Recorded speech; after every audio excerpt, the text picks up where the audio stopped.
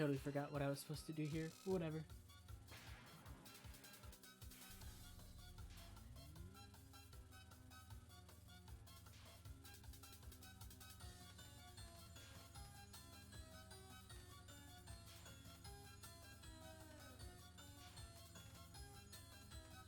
I don't know if I'm gonna stream for long. I'm a bit distracted and tired right now.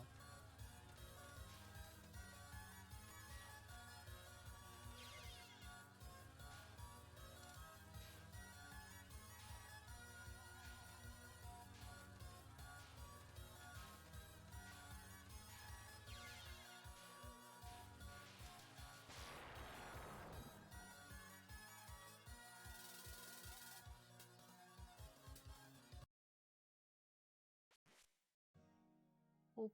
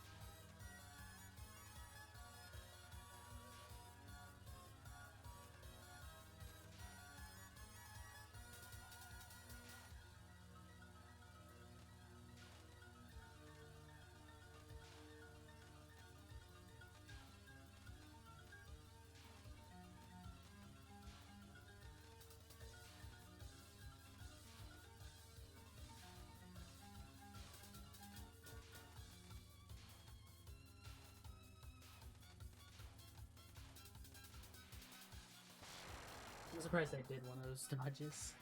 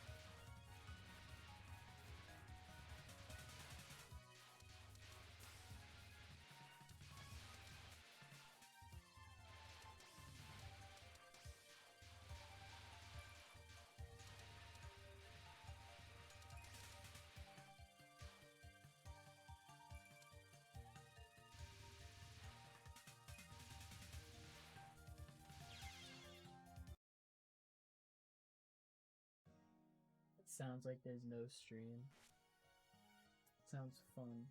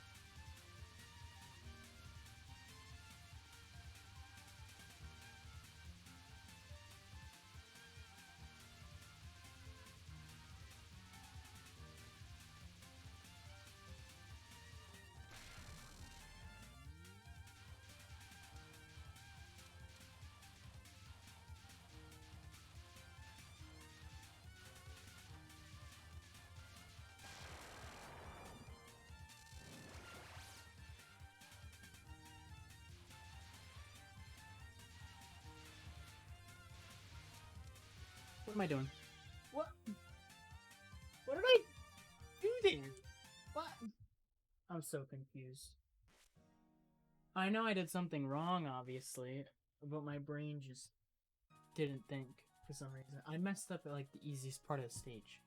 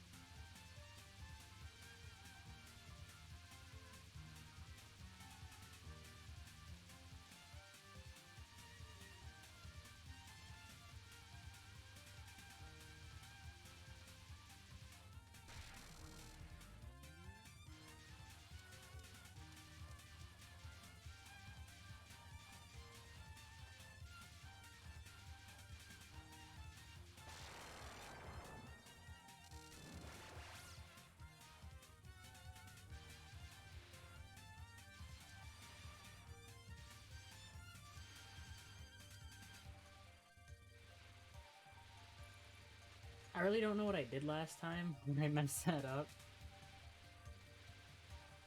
I definitely did something wrong.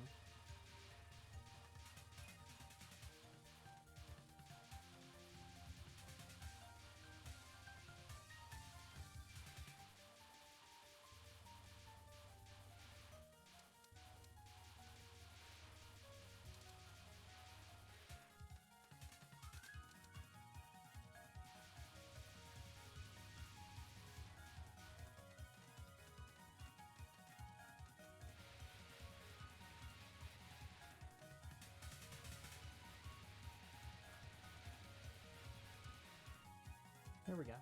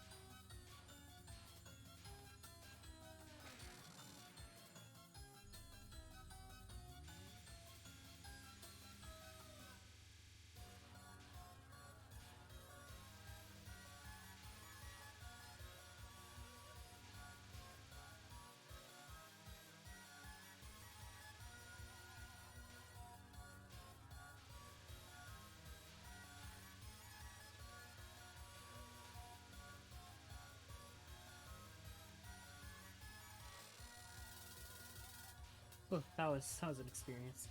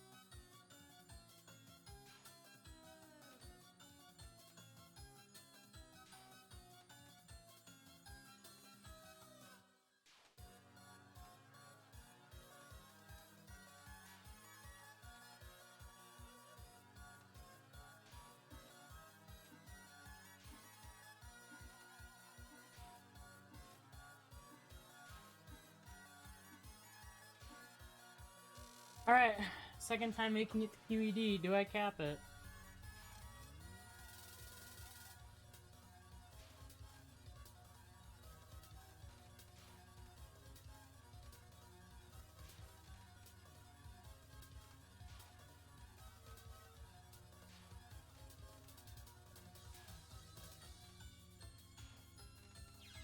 Ah, that was full.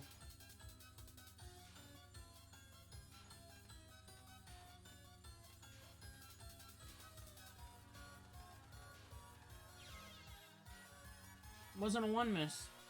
It was a 2 miss.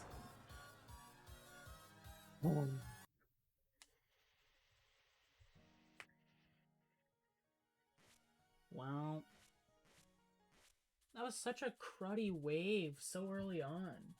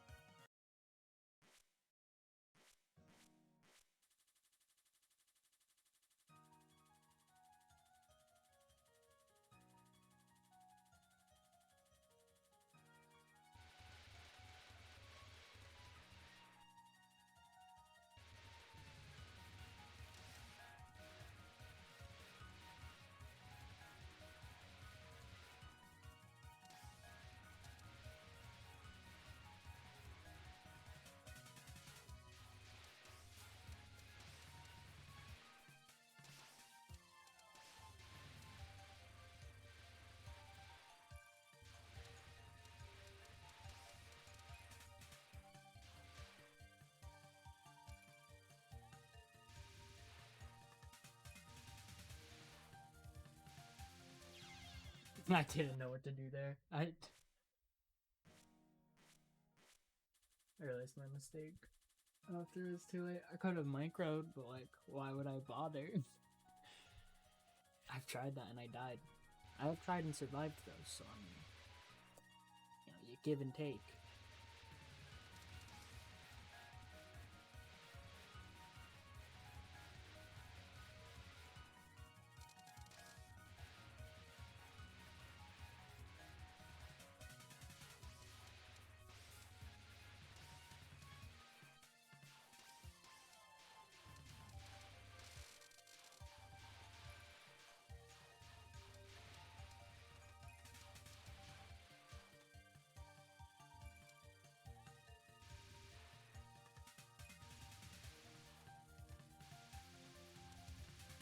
Well, having speed killing that works.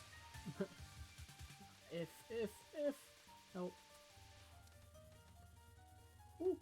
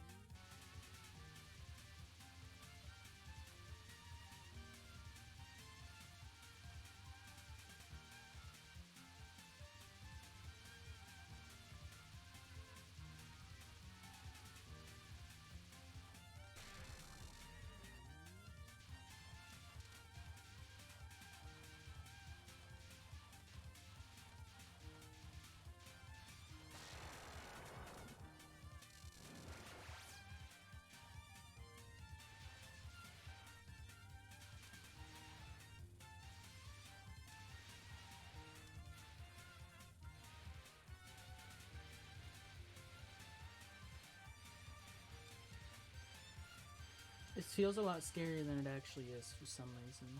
I don't know. I just don't. They're aimed directly at me, sure, but I just don't trust it.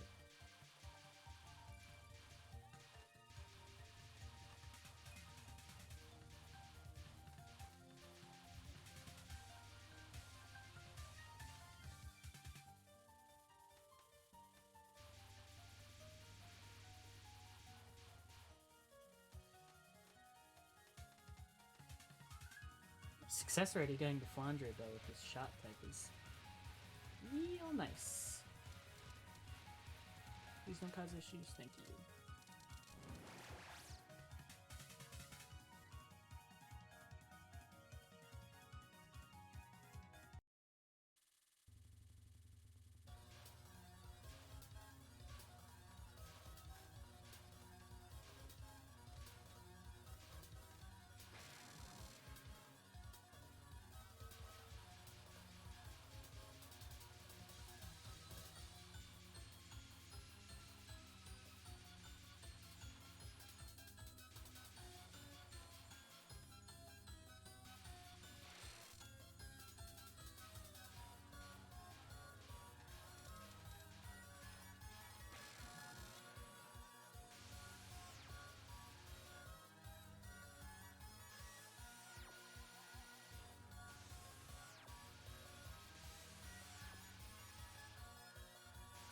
I don't know why I do that.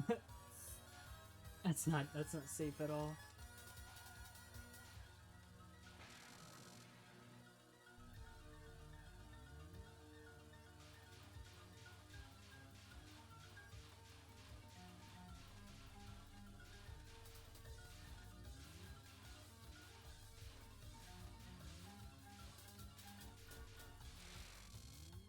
Thank God.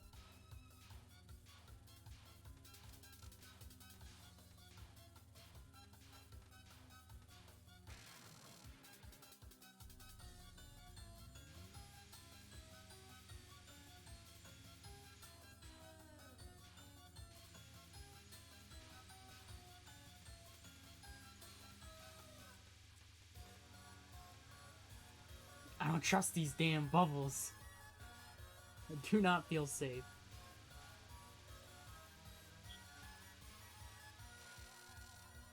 It's slower than I normally do.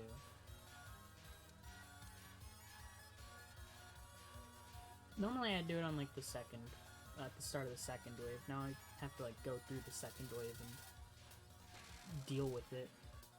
Right, Maze of Love.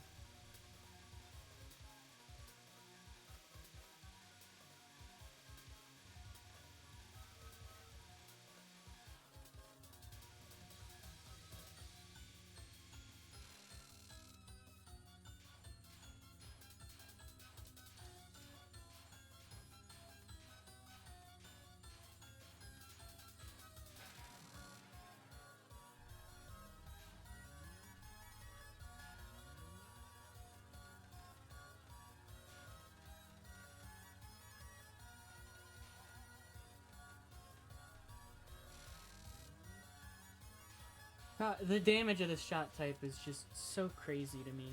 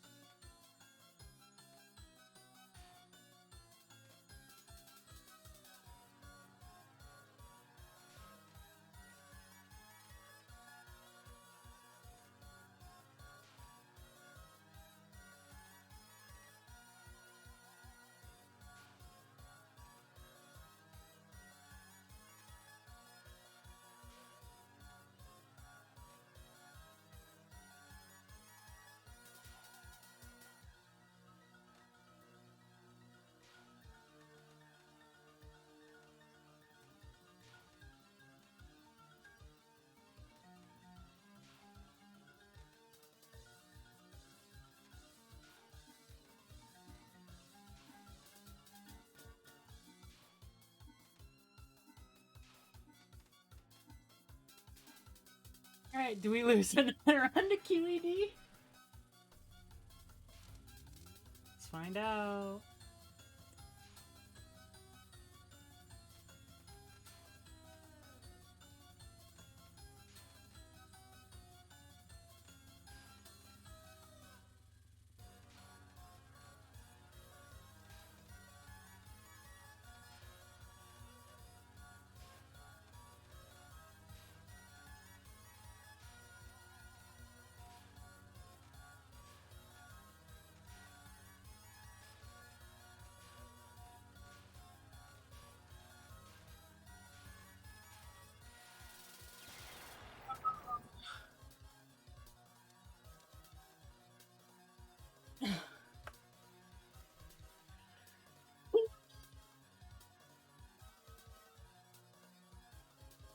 Literally, that was like last second.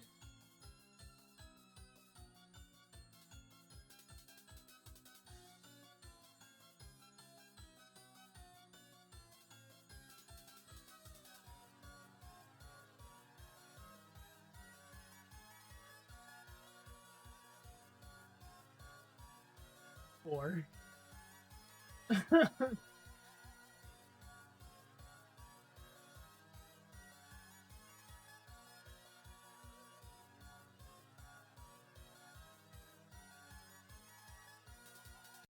Oh my god, I'm gonna be right back.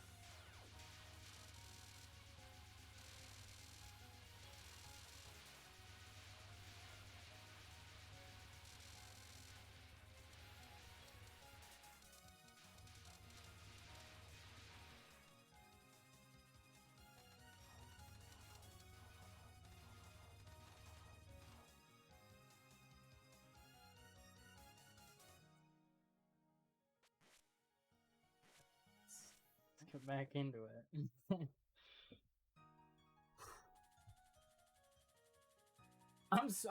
I'm getting really consistent at the rest of the fight. It's just QED's a pain in my butt.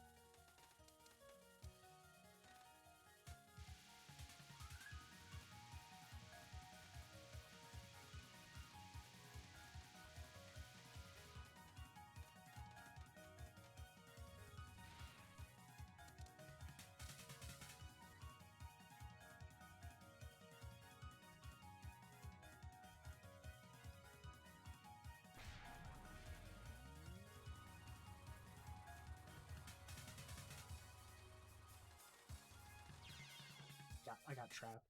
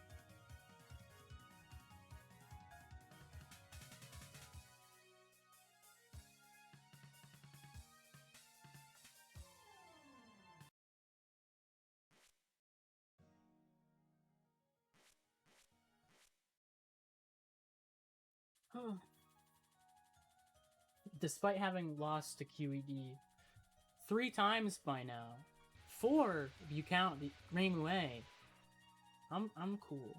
I just find it funny at this point, to be honest. I'm not mad like I was with New A. Probably because I'm still playing well. Like I still know that I just need to not goof. Instead of being like, this is gonna be easy, and I died a third on 1,800 times.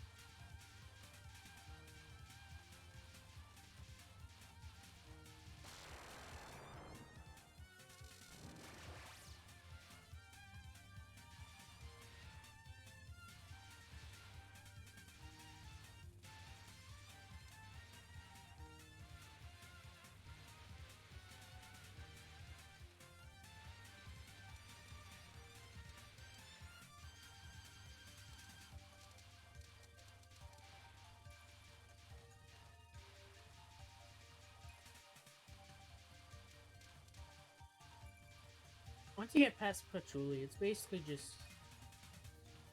Are the books gonna be nice to you?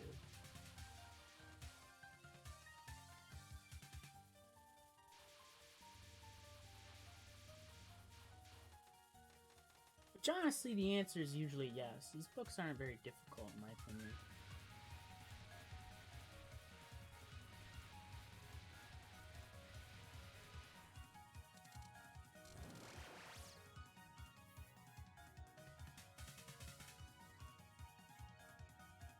Ugh.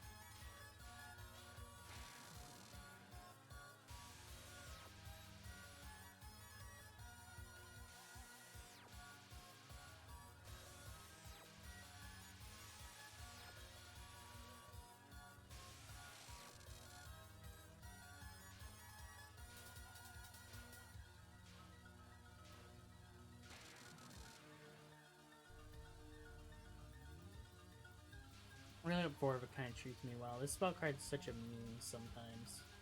With how it clones body blocker, these stupid bubbles, and how the rice lines up with them.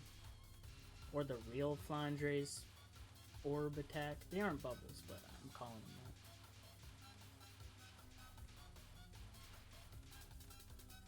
that. I don't know how I killed the one all the way over there, but you know what? Take those.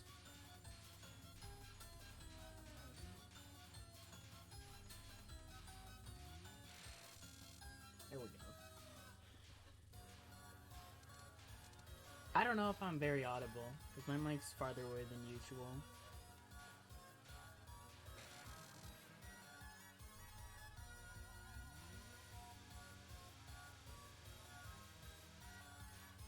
And I would move it down, or closer if I had any time due right now.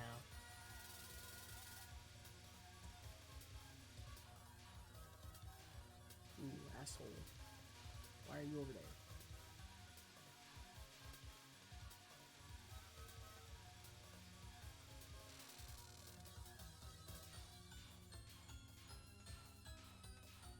Maybe I can try to no focus and non real quick. Time it down while I'm trying to move my mic closer. Alright, Maze of Love.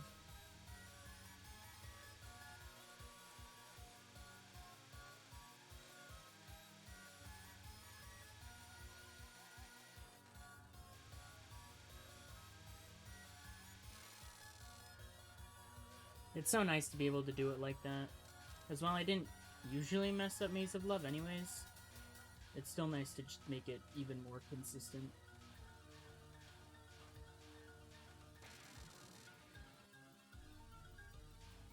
Starbow Break. It's basically just, do I get past Patchouli? Do I get to Starbow Break? Do I get past it? Can I finish the run?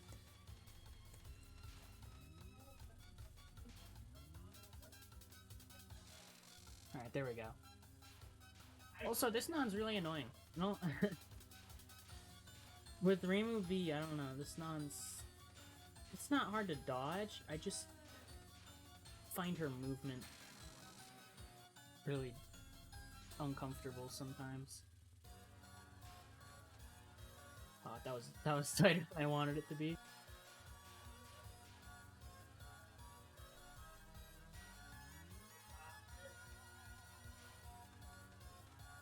Oh! Good. Catadioptric is kind of a pain too. Oh, epic. She's moving along with me. You'll love to see it.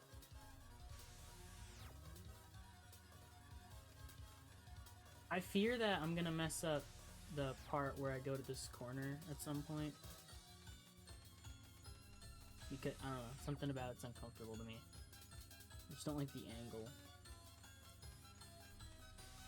What I do like is these laser hitboxes, though. Please don't mess up again.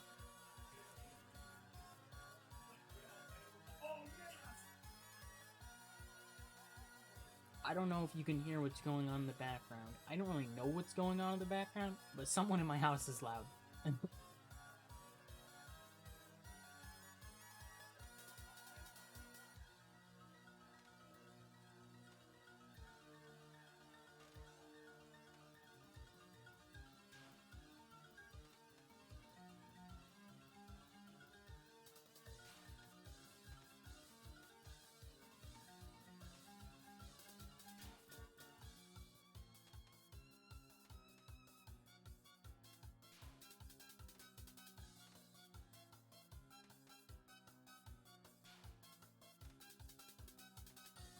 Like that part. That part's very uncomfortable for me.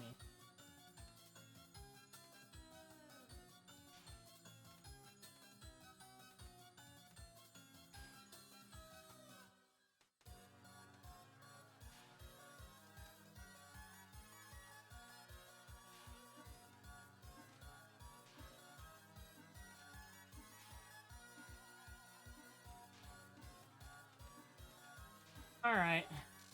Back here for like the fourth.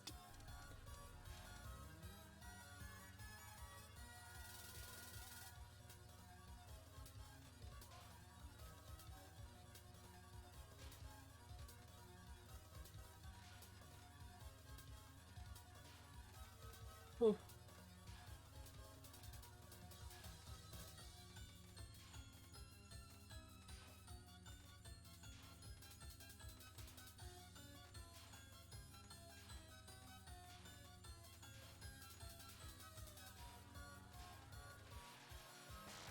Finally! Oh my god. Oh. Fine, freaking good. Get me out of here.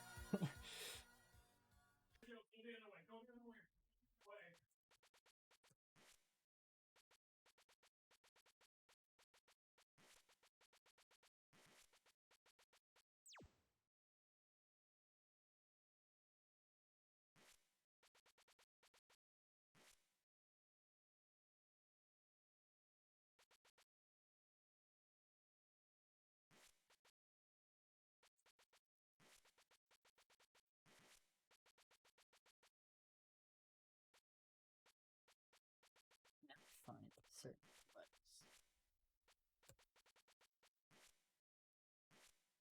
Reimu B, there we go. After after losing to freaking QED like 600 times.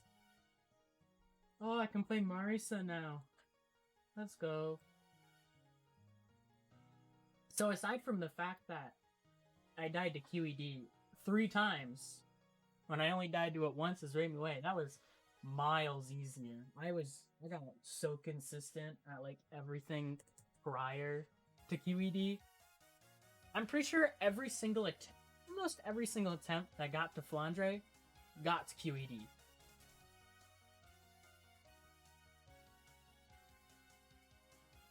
Alright. Now, that is the wrong it's the wrong thing. Now, I no longer have to play Reimu.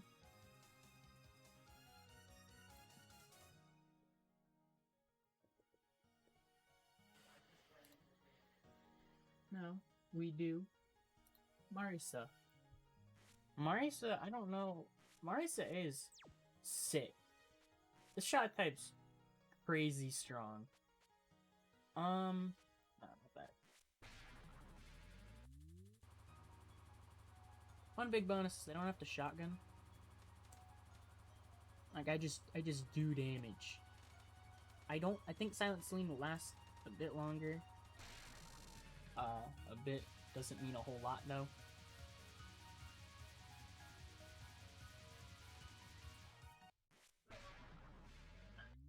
I need to, because I know that Marisa A can make it so that you just don't dodge anything on Royal Flare. I just need to... I need to know, like, how exactly I go about that. I can hit every shot bottom hugging, which is really nice.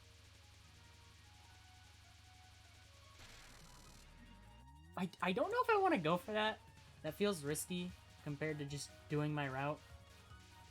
Because I'm not used to it, probably. Oh my god. Alright. The shot type's nice. Let me see just... What's it like doing my standard route? As I am faster now.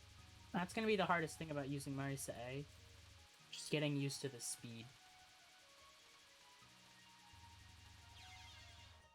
Yeah, because stuff like that will happen. I think I kind of want to... I should just... I don't know, practice doing it without... You just do 2 ups. And that's it. That's the whole spell card. You move up twice. Philosopher's Stone barely exists. I don't think I need to practice that. I died to it anyways. Cranberry Trap.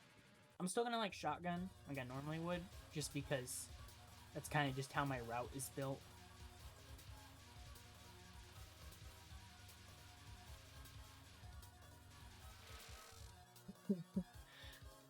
Oh.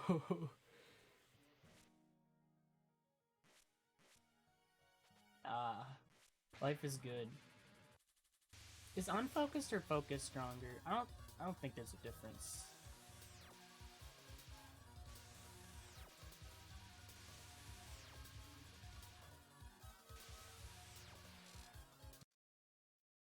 The only issue I can see with Marisa A is just her range. The damage will be really nice for QED. Oh, it's gonna be so freaking good.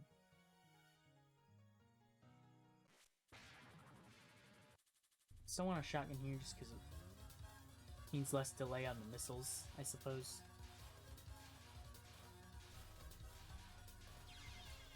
Whoops. Yeah, hopefully I don't double KO. As I did that with Reimu B. It's only... Do I do it with another shot type?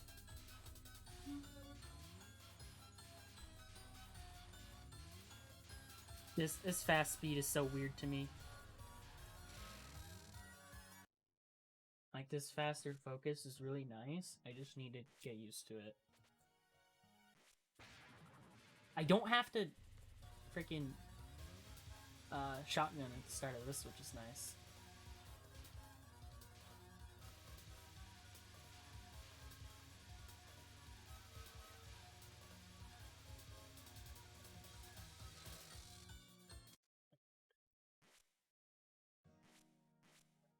Marisa is, I'm pretty sure, absolutely the best shot type for this stage. Because of just how much damage she does. You don't need to shotgun. She's the best for QED. I can say that without even trying. She has the best distance damage. And she has a higher speed. Which will be good for making quick dodges or whatever. I mean, the higher speed is debatable at how good it really is.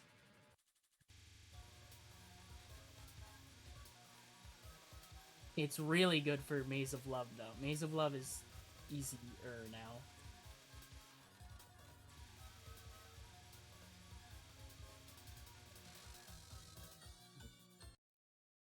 For that, I might always have to do a micro. Or if I really do damage fast, then I won't have to. But I'm cool with it. It's whatever.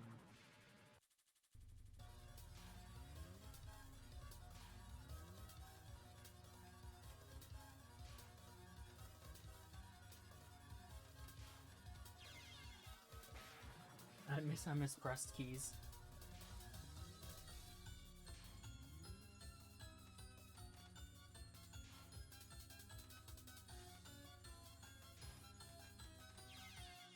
That was terrible.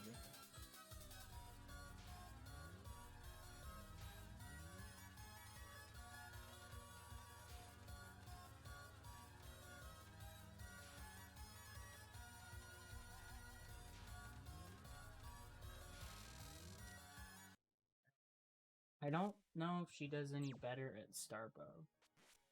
They both feel similar. I was just getting some pretty bad luck. The higher speed I don't think is nice for Starbow, but I can't really say anything conclusive. Why am I trying to speed kill?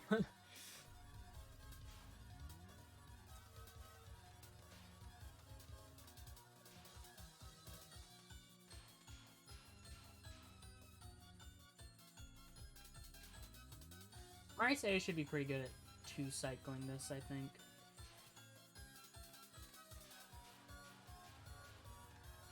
Yeah.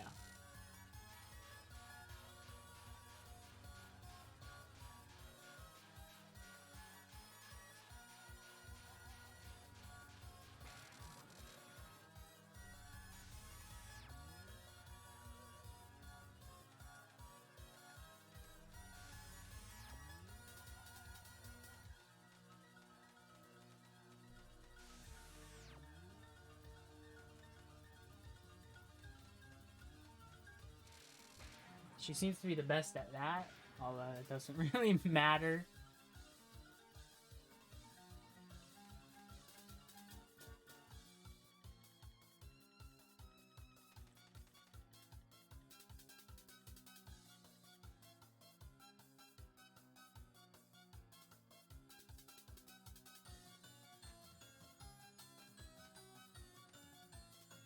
We need to try and figure out where this hitbox is, because it is, well, it's a different visual cue because it's a different sprite.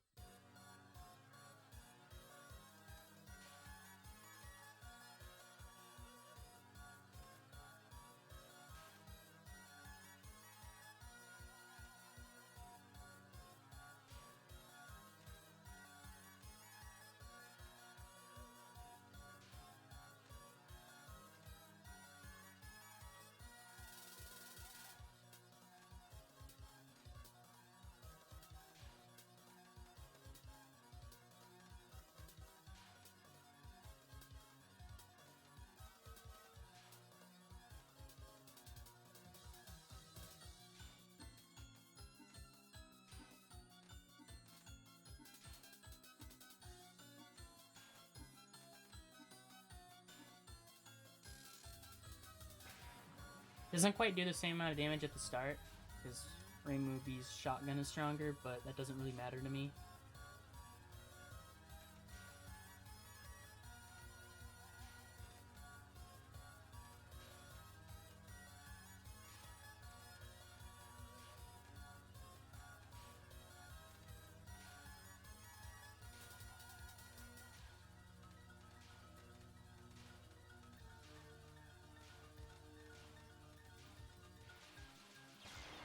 Oh.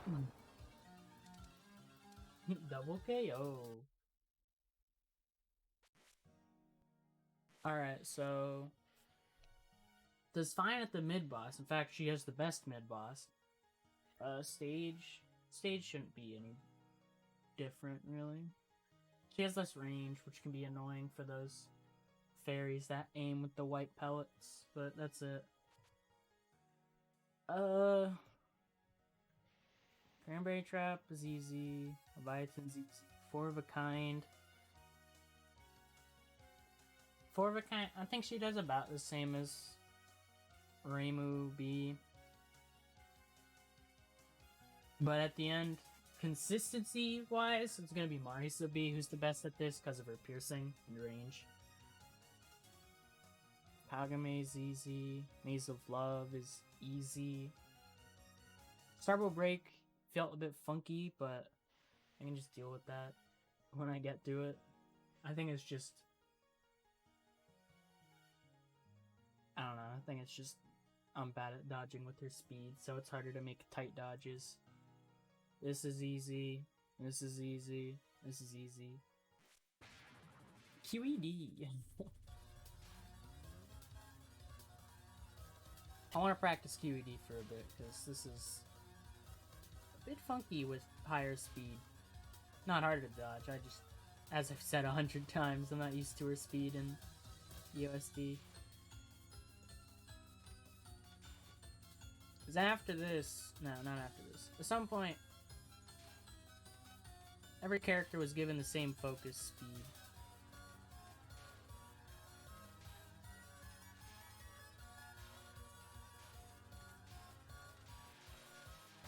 Oh my god, wow. Wait, that was nothing. That was absolutely nothing.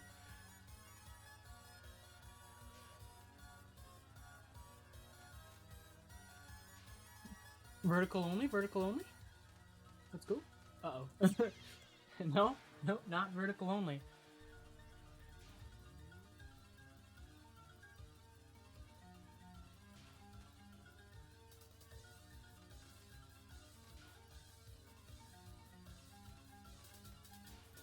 I knew Marisa was strong, but wow. Just wow.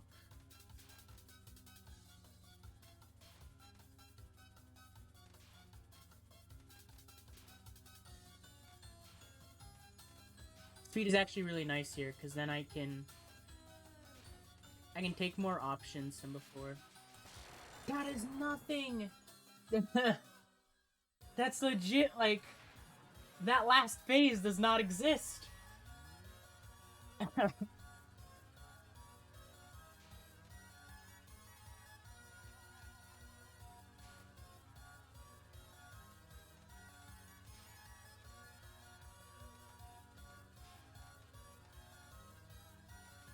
When I do all ExNNs for this game, I've mentioned that I'm gonna make a video, like, highlighting them all. I want to add a bit of other stuff too, like, just my thoughts on how each of them plays. Holy crap, this is... Let's just jump right into it, honestly. Yeah, I'd give my thoughts on, like, how each of them plays, how I'd rank them from easiest to hardest. I'd play them in that order.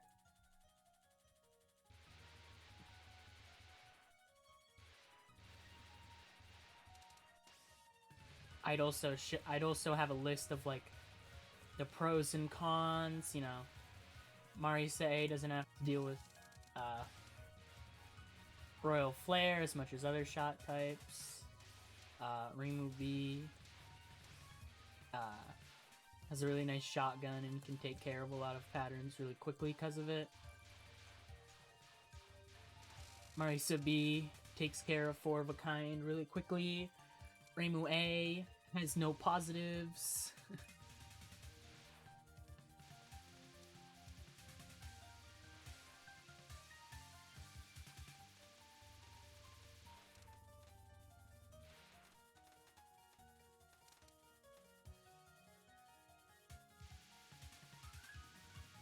And, you know, like that kind of thing. Because I think it'd be interesting. And I want to do that for every other game. Because while most people won't play certain shot types for extras, no one's like, I really feel like playing Sakuya B and DDC extra. I sure could go for Yomu Eagle in Wabox extra. Like, no one says that, except, like, me. But I still think it would be interesting just to sort of highlight what they might do right and what they definitely do wrong. No, I don't want to play main game. I only play extra.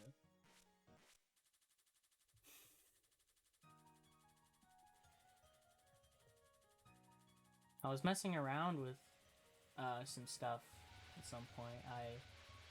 Sometimes I'd go into spell practice and then see, can I capture like all the extra spells with a certain shot type?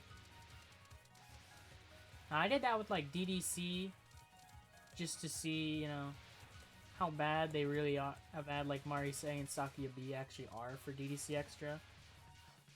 They suck, but they aren't as bad as I thought they'd be, or as you might think. Like, they aren't good. They aren't just totally abysmal. Counterpoint, not counterpoint, but a different thing was,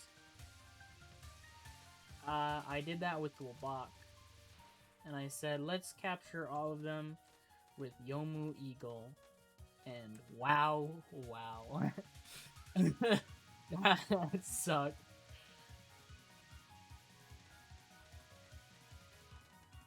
What I learned is that Yomu Eagle is an absolutely horrid shot type. People, I think, don't talk about too much because Well, I mean, why would you? People are just like, she's bad, and then they move on. And after having gone through every extra stage spell card with that shot type, I gotta say, I'm putting off Wabak for a while, because that was awful. Funny thing was, the hardest spell cards were the very first spell card in the stage and the very last one. Both of them having the issue of just...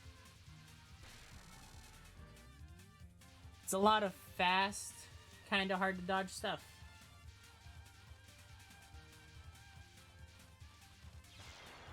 Damn it.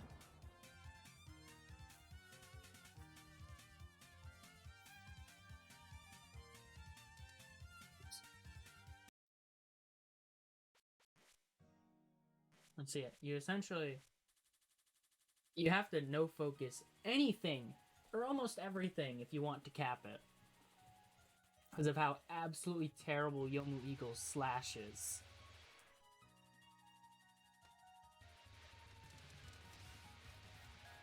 And due to that, Saki's final goes from already one of the trickier extra stage finals to pure unadulterated pain and misery. Because I mean, for like ExNN, because of course the 17th game needs 4 N's for a perfect extra stage. You could just stall it out. You could just time it out instead. But I don't work that way. If I'm gonna do like a no miss, no bomb, or perfect, if I'm gonna call something NNN or whatever, or perfect or whatever I might call it, I want it to be full spell. And that comes back to bite me in the butt.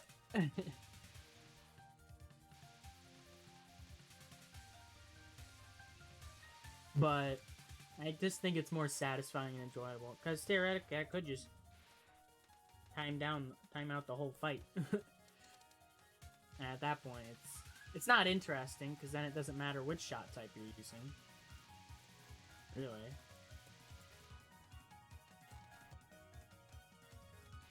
I mean, you'd have to time down the whole fight, which sucks, but... But yeah, it's... The thing is, a lot of the fight isn't too bad. The nons are horrid. Having to do the nons mostly no-focused is awful. Especially one of them, which really likes to sort of... If you mess up with your starting position, sort of like gatekeeps you out of being under Saki. Which is very problematic.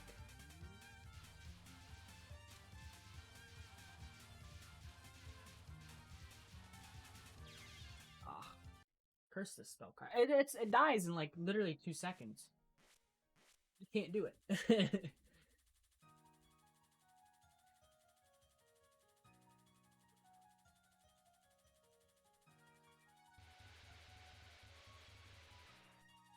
Yeah, after trying to cap Saki's final with Yomu Eagle, I realized that out of any shot type and extra stage final, she just has the worst one.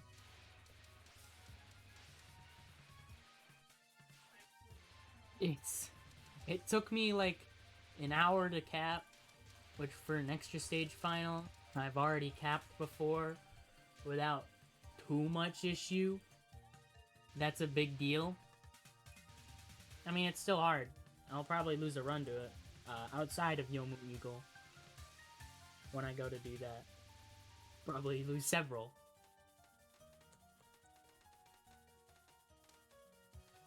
But it's kind of like... It takes it from like a 6 to an 11.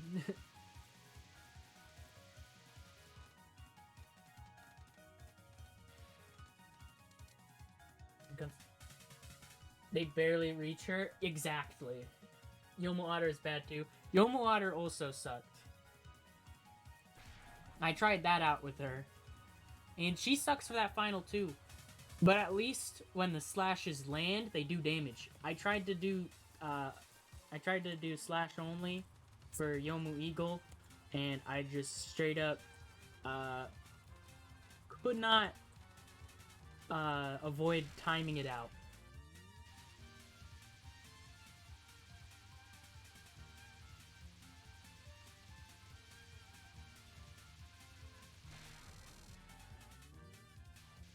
Yomu Wolf is really nice for it though. Which is funny because on a technical scale, Yomu Otter has the strongest slash because of how long it lasts. Because while Wolf's is Wolf's just has more range. I think it might do more damage. But it comes with the price of how long it is. You can't really stack up the slashes.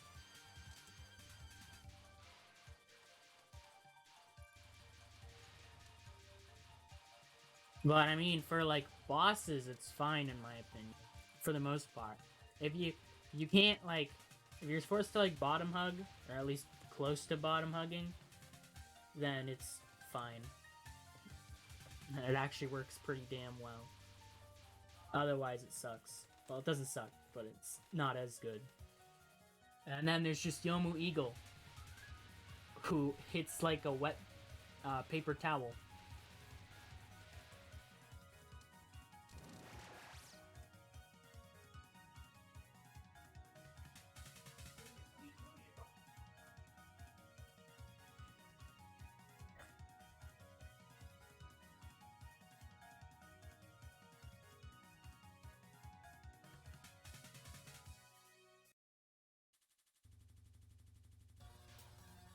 Essentially learned just really how to do that. And it's not like I'm consistent at it though with Yomu Eagle. I did it once, and that was all I wanted to do.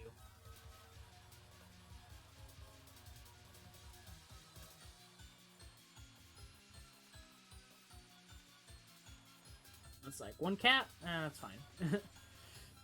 I had my fill.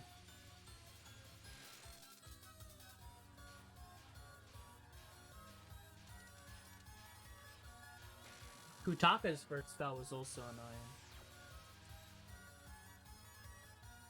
Most other things in that fight weren't too bad. They were still very problematic. Muscle Explosion you have to do 3 waves of instead of like 2 or 1.5, which is annoying. That spell card just kind of blows. I'll admit that I kind of like Saki's fight, despite 17's extra being kind of like regarded as one of the worst. I still do like this stage, but that does not mean I like all the spell cards. Muscle Explosion is just stupid.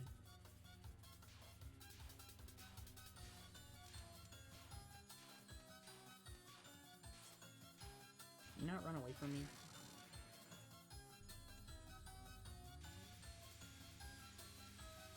I didn't really mess around with the stage too much, though.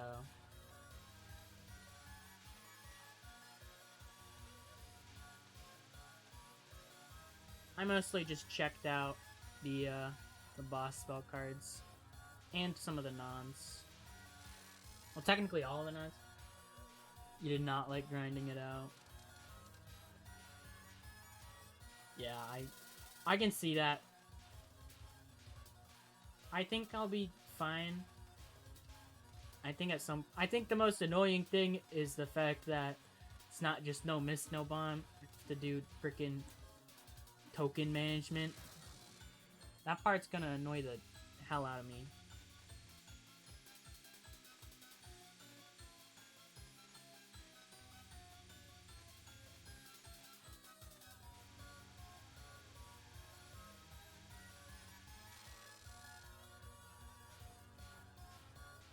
Yeah, getting into freaking beast mode or whatever it's called after the survival. That's Like, there are ways around it, technically, but at the same time, it's like, I'd rather just not have to do it in general. One thing I might do is just, not shoot at the start of the final if I do end up getting 3 of the same token, which granted, if it's Otter, I don't really get that privilege. Can she move over here? I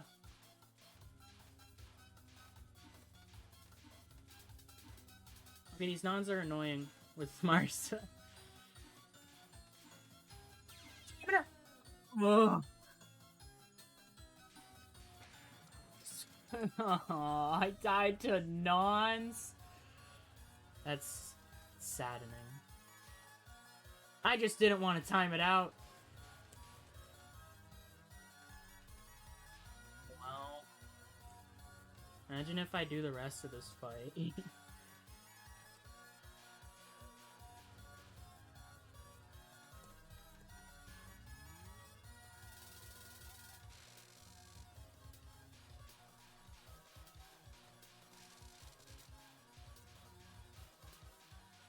That's just, yeah, that's my main issue with gonna be doing Saki. Just like, first spell, 7th spell, stupid tokens spawning on you at the end of the survival.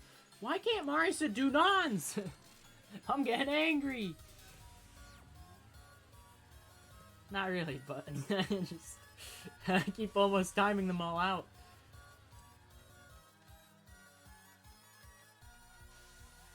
Also, anything concerning Yomu Eagle is gonna suck.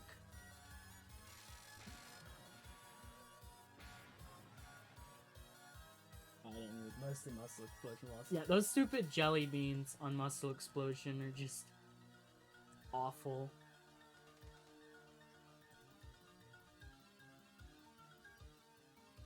First spell is similar in the fact that you kind of get boned by RNG sometimes, but it's not quite as intense since there are kind of ways around it. Although sometimes you are just kind of, you're stuck in a really annoying situation.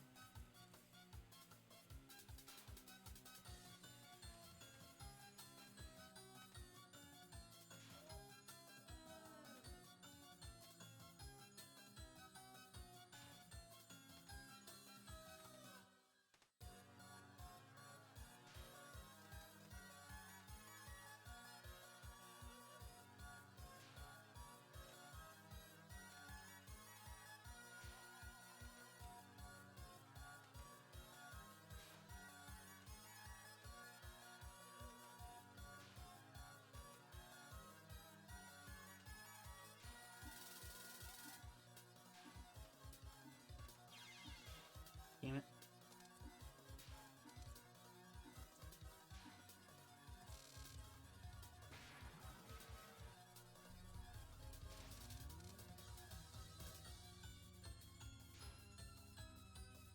Yeah, after what I've experienced and what I already know, Saki's gonna be the last one I go for. Just in general, since I'm gonna do all shot at the same time as just doing it in the first place for a lot of things.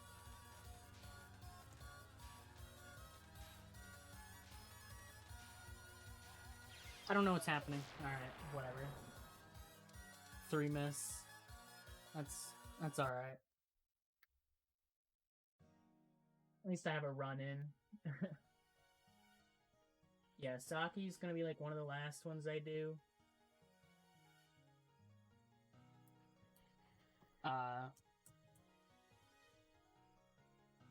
Moko is also gonna be one of the last ones I do. Both of those just seem like absolute pains in the butt, especially because of how many times I have to do them.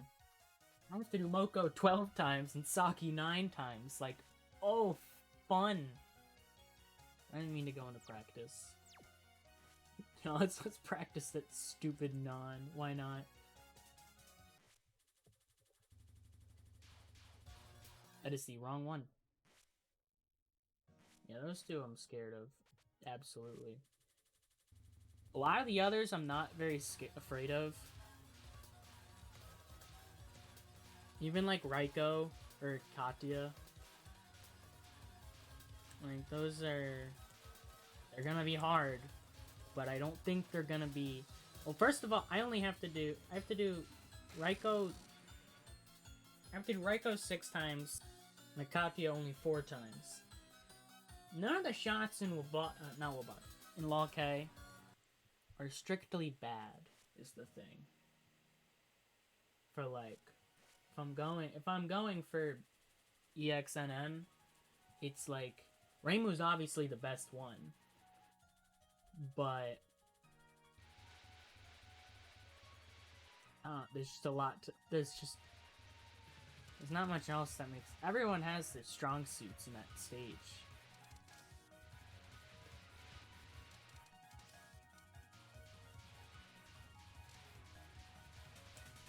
Sanae seems to be the worst because of her damage output.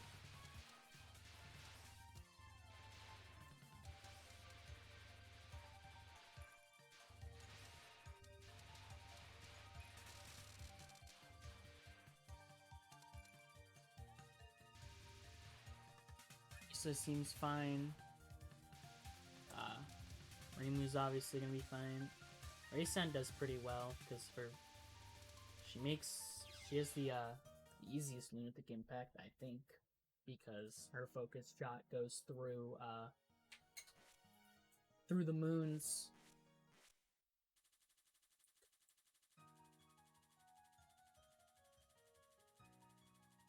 At least she'll hit during Lunon too. Yeah, that's true. Because of her focused homing, she can still hit during like certain attacks. Like Lunon 2, Junko's second spell card, and I don't know, which one would it be? I believe the sixth spell card. Whichever one that has like the fireballs that move up and then fall down as lasers.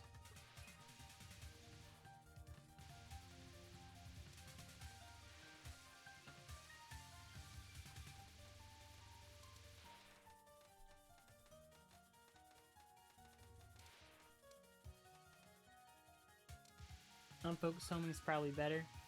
That's true. It is really nice, although having the moons block shots is a pain in my butt.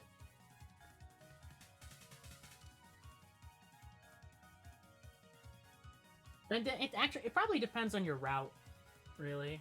Unfocus is probably better in the end, as you need like a less strict route. But if you can create like a route for the moons well enough. Oh, that was awful. And it shouldn't be too bad. Lunatic Impact scares me a lot less now. I went back into the stage and I messed around with it a bit. I still haven't capped it, but wow, that was sad. I still haven't capped it, but I gave it like 2 or 3 like random attempts, and I got 1 miss on all of them.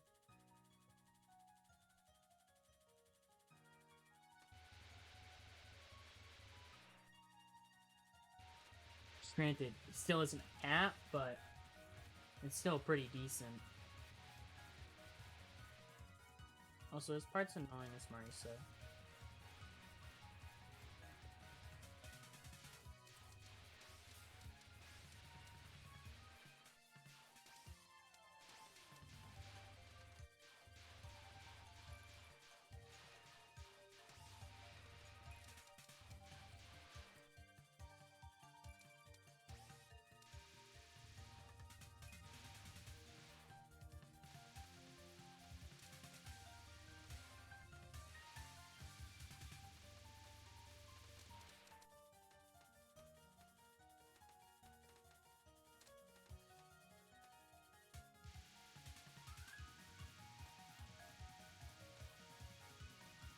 Like, no shot's explicitly bad for that stage.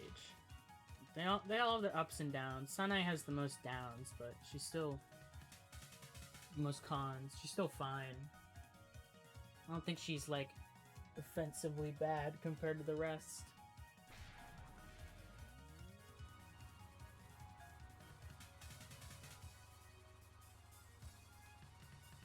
For DDC, Sakia B and Marisa A both still kind of blow during that extra stage. I think they do fine enough. Like,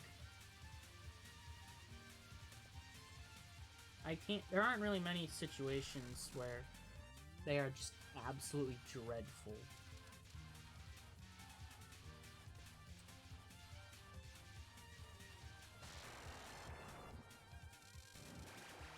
Like, there's Pristine Beat, which, so it's an already hard spell card that lasts longer. But I mean, it could be worse.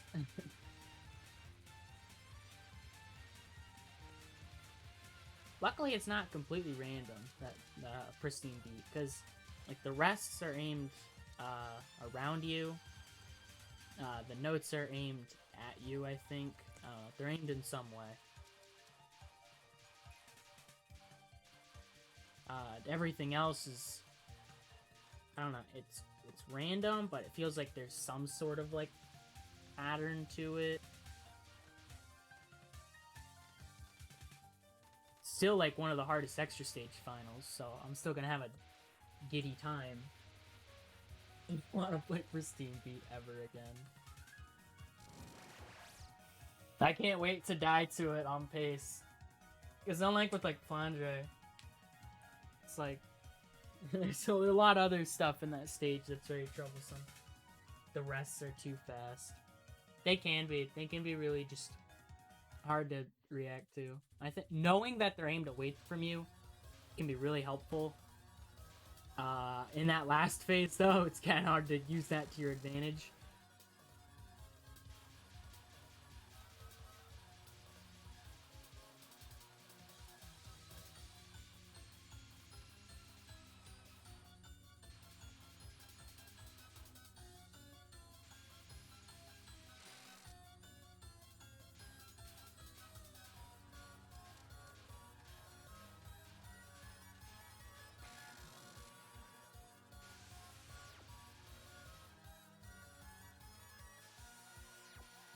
I think Pristine Beat, like, not accounting for shot type, it's probably either the first or second hardest extra stage final, with QED being the other contender.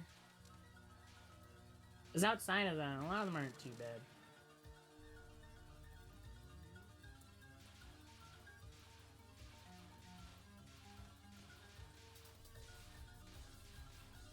You got Grudge Bow. Grudge Bow is pretty hard, but it feels consistent if you learn how to read it.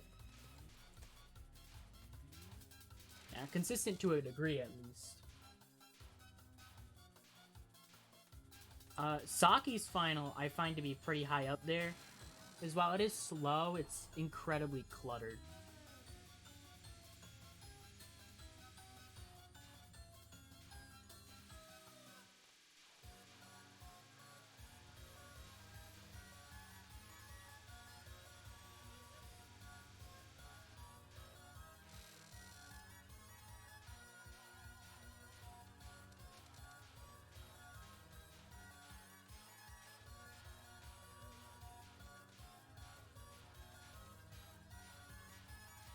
Yeah, most other extra finals aren't too bad. Momoya's is really easy.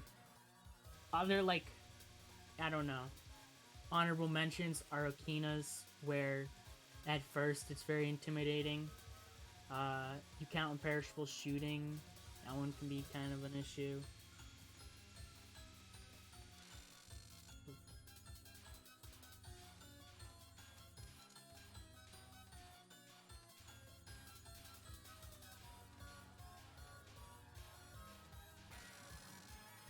This piss poor range is coming to bite me in the butt during these nons. Like, it's almost never an issue. And then I just end up almost timing out the nons.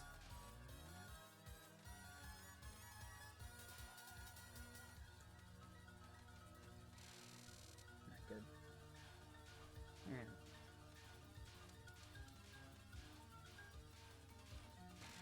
Oh, there we go. Yeah, look at that. When she cooperates, it dies in like 3 seconds. Oh, jeez.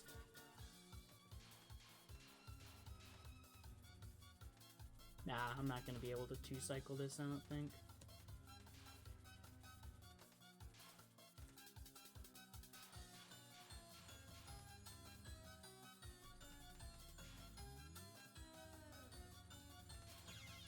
Frick! I died to...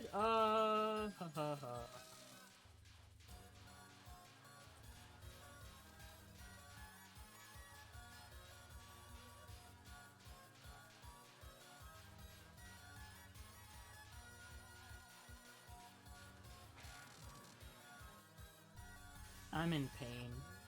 I just want to reset. But I want to at least get like a 1 miss or something. I don't even know.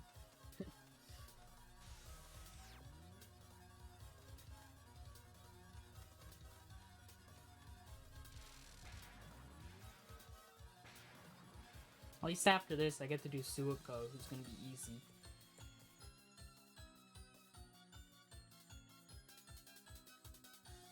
Which Flandra's not too bad after how much time I've spent practicing her at this point. Everything should be consistent, and then I mess up like I did here.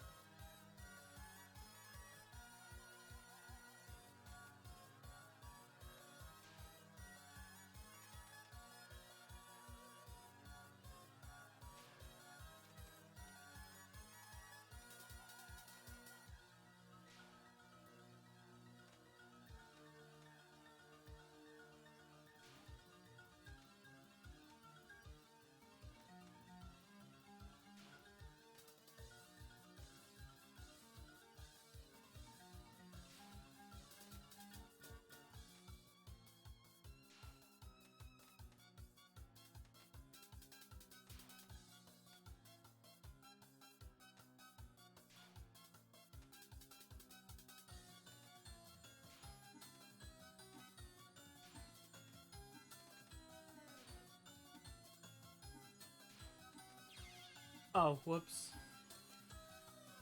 Wow. I died to the end of the final again. Or was it even the end? I don't know. It was like partway through.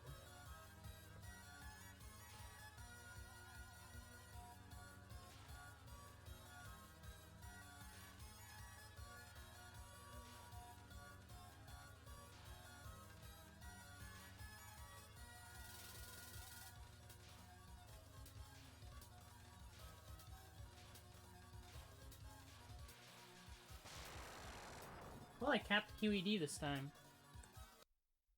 Make that 2 moves.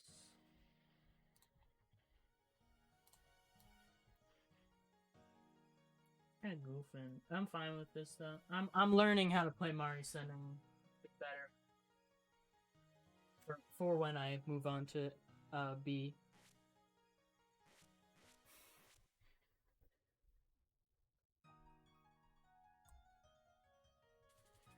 I'm scared of moving on to PC98 extras at some point. Just because of, I mentioned before, lag. And also, I'll have to, like, make save states as I go along. And then there's, like, rank, and at that point you lost me. Maybe I should rank manip for, like, those extras. Purposely avoid items the whole time.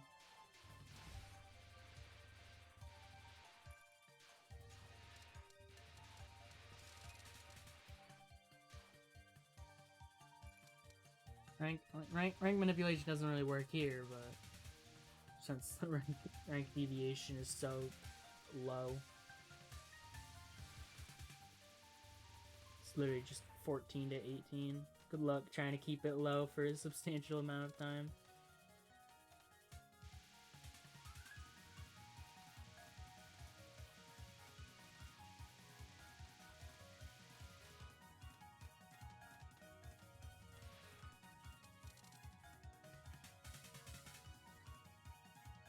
Yeah, which extras am I gonna do next? Because after this, I'm gonna do Mountain of Faith, Lunatic, and EX. And then after that, I'm gonna do Subterranean Animism, Lunatic, and EX. I don't know what Lunatic I'm gonna do afterwards. I said I was gonna do UFO, and I might. I'm just not sure.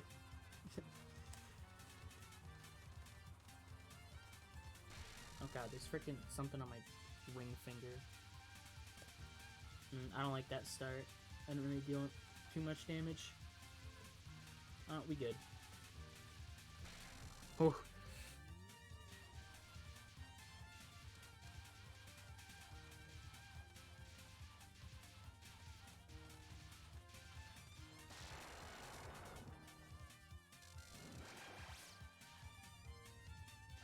I don't want to do a lot of the harder ones yet. There's a lot of the harder ones also have a lot of shots to them. Except for Akatia, but I also don't want to do Akatia. If I do end up doing UFO, I think I'm gonna go back to doing all-shot EX of that. Now I'm a bit more patient with this. I was very impatient because I really wanted to actually do all-shot. But having it be 6, and also pretty difficult, in my opinion. At least some of those things there. I know, I was kind of just impatient, and I made a lot of silly mistakes throughout my attempts, and so things didn't go well.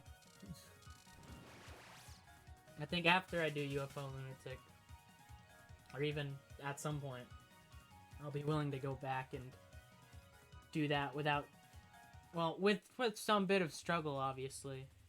But I don't think it'll be as pain in the ass as I remember it being.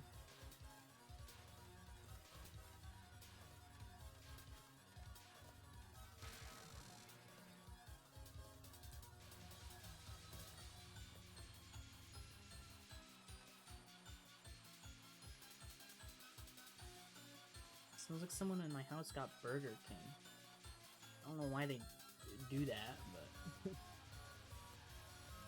Oh, I have to do more of this, because her movement was total booty. There we go. It's like, which ones would I want to do? None of the PC-98 for now. I still do have to do all-shot of PCB. But I already did Lunatic of that. That's just a whenever I feel like it. Which could be sooner than I think. I'm not really sure.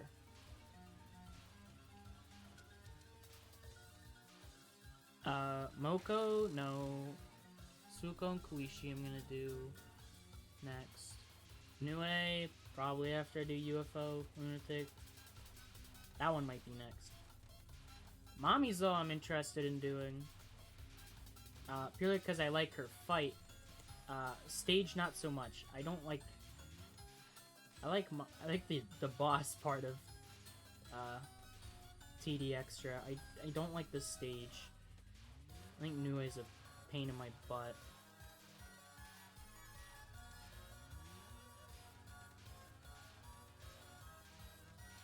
Wow, that was fun.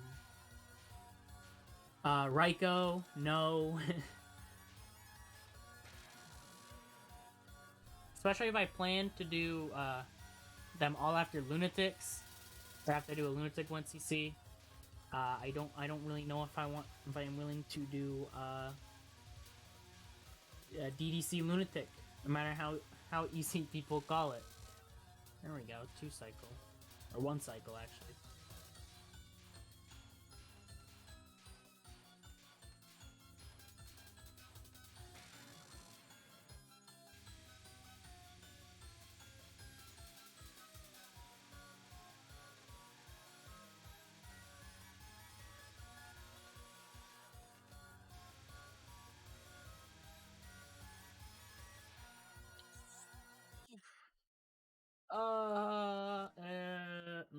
I thought I was gonna get clipped by it. I did. That's upsetting. Maybe Pinstar in 4 Seasons. Maybe that one.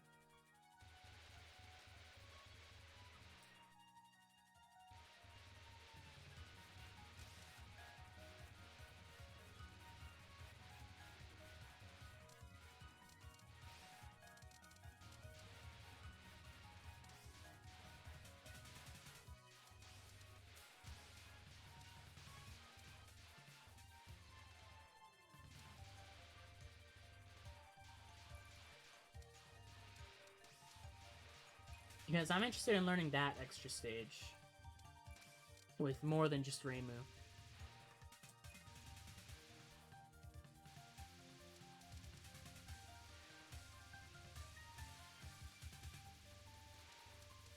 Oh, I messed up. Well, kinda. I just put myself into a bad situation.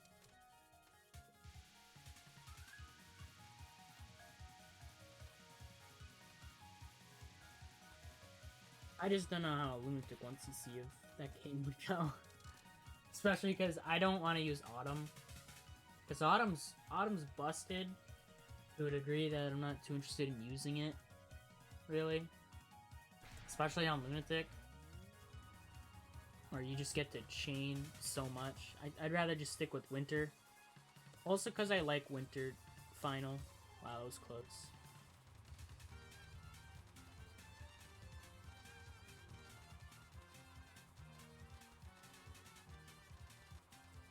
I would like to move in. Thank you very much. That was garbage. I couldn't get close.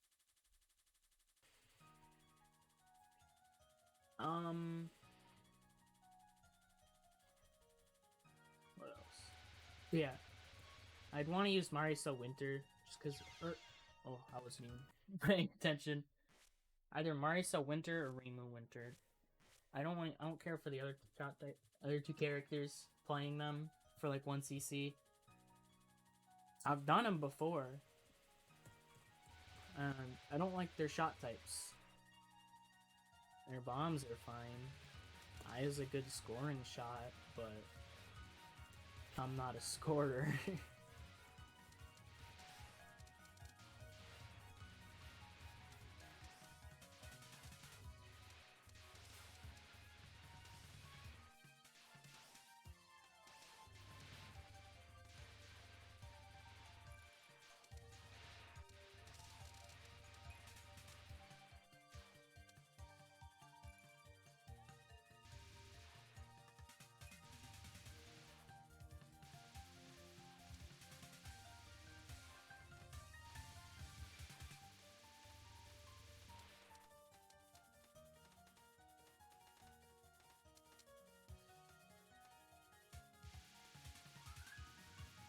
I mean, I'm definitely gonna go Winter, because I like the release. The finale's fun. I like the sub shot. That's it.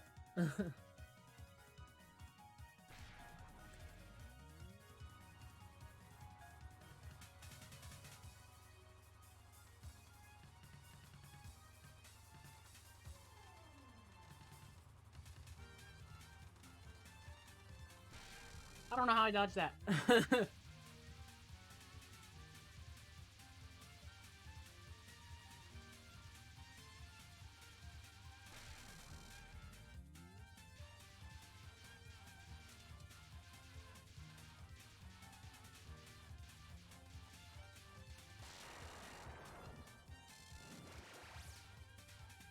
Hina seems interesting, because it's like, you have Reimu, who makes them fight, like, the easiest extra stage boss. And then you have everyone else, who has a much harder time, because they don't have the homing part. It's not, like, excruciatingly more difficult, but it's significant compared to what Reimu does to that poor, poor stage.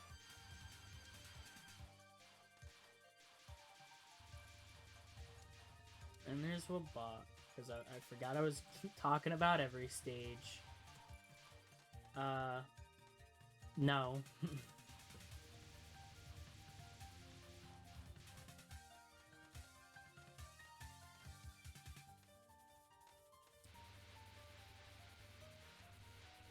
And then there's Unconnected Marketeers, which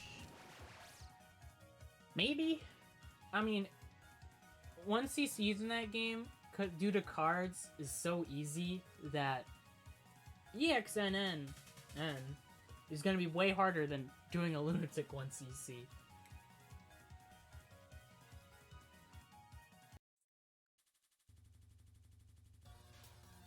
that game. I might do that eventually. I had planned to do it when summer started in like May, and here I am like 2 months later.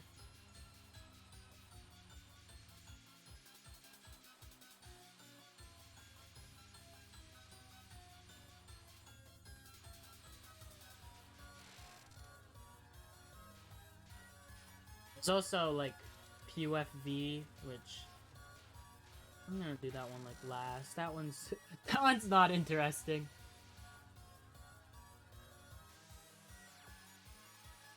It's basically something I'm doing for this because I can. There's also GFW, which I don't know. I don't even have it unlocked.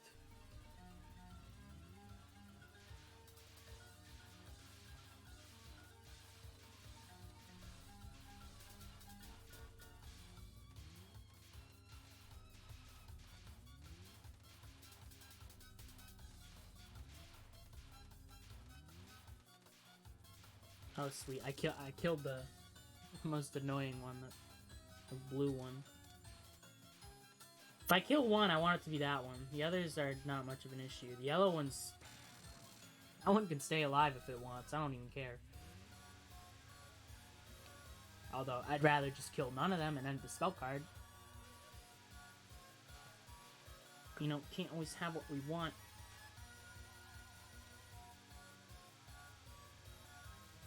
I'm getting better at dealing with this card's bullshit.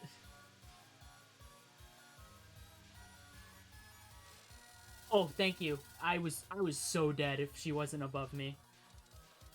It was next to no way I was gonna dodge the wave that was about to come at me. Like, there was already a very difficult to dodge wave, and then there was her shooting bubbles. Alright, this time don't mess it up. I don't really like the speed kill strat with Marisa.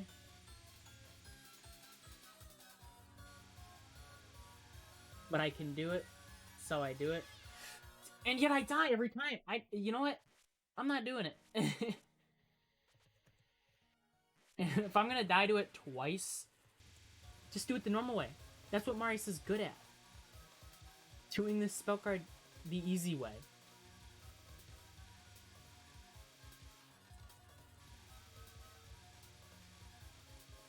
Look at this. I don't have to even worry. Then I just move down. It's easy. Do that. It's the speed kill strat is only good with Reimu B. Because it's very consistent. Because of how her shotgun damage is a lot stronger. And most of the time you're hitting her, it's gonna be shotgun. Yeah, I just kind of stood there and took that. Something that'll be nice when I do GFW extra no miss no bomb is I only do it once. I'm in and out. I do that stage once, I'm done. There we go, all shots. It's not all golds, but all golds is something I'm gonna do in afterthought if I really want to, and I really think I can do it. But it's also like beyond just difficult. It would be the hardest perfect extra stage. Because technically, all golds would be perfect. Like, no miss, no bomb isn't truly perfect because GFW adds that garbage.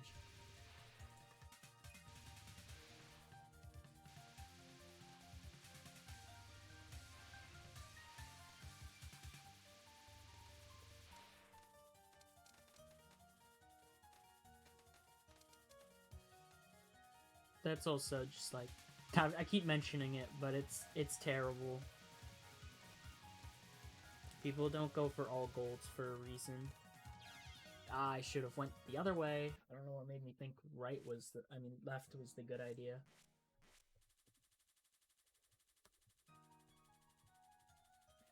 For can you LNN Plus, no, I have to make it a little higher. No cards at all if you're insane enough. I don't think I'm definitely not gonna LNN. Not yet, at least. No actives. I usually don't even use actives. Or no cards at all from insane enough. No cards. I don't know if I want to do no cards. Power loss is too much of a pain in my butt in that game. I might handicap myself at the very least. Maybe not use completely broken cards. I won't just go like, centipede potion, win the game.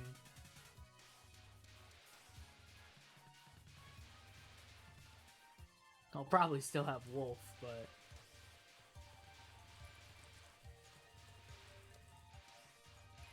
I mean, I think it'd be more interesting to do a more restricted run, definitely. If I just do like, if I just do a very basic 1cc, it'll be very easy. For my hard 1cc, I bought a blank card on stage 5 just because I felt like it. I still had plenty of resources left over. And I would have had even more if I'd bombed more, but I didn't. I was just... I knew I had kind of them. And so I'm like, might as well try to dodge. And then I kept dying with bombs on, like, the last 3 attacks.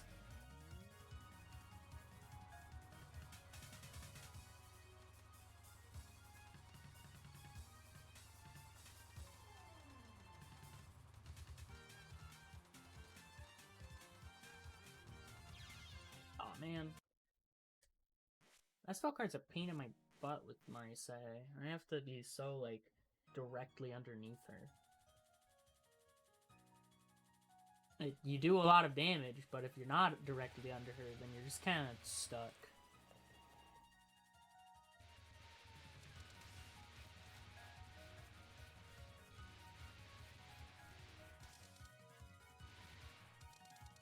No cards is at least something I'm going to do for the extra stage. I don't know if I'd ever want to do a no card run.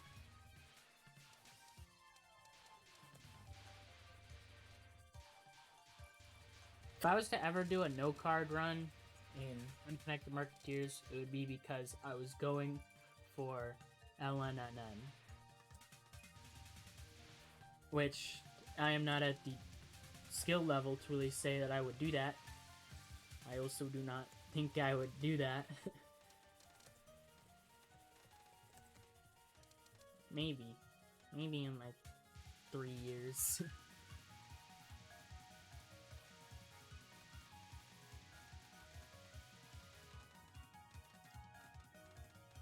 Ooh, that was some...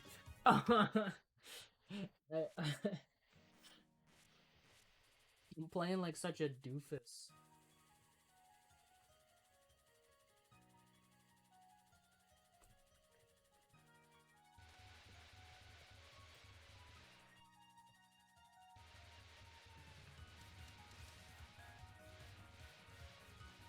Might do a meme LNN and Unconnected Marketeers at some point, though.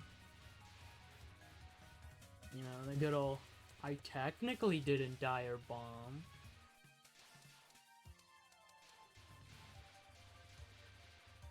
If I did that, it would just be for the sake of the achievement in-game. And for funny ha-has.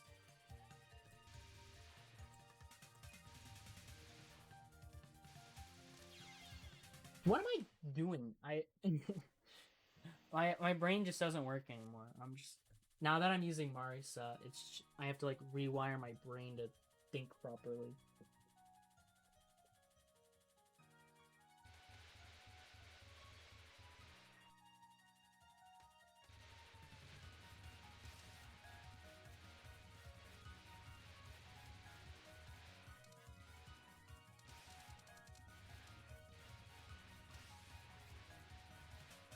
I'm not quite at the level to say it, but I do at some point want to do LNNs. Probably not anytime soon, because, like I said, I'm not at that skill level. But I don't know. I think it'd be interesting. I kind of like the exhilaration and thrill that makes me to do stuff like that.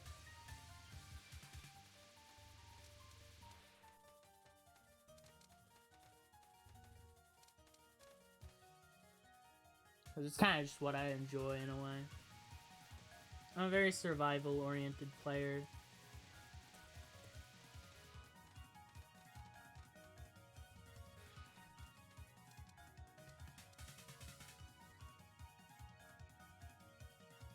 I struggle with making myself very interested in to stick with certain things such as speedrunning, scoring, anything like that, really.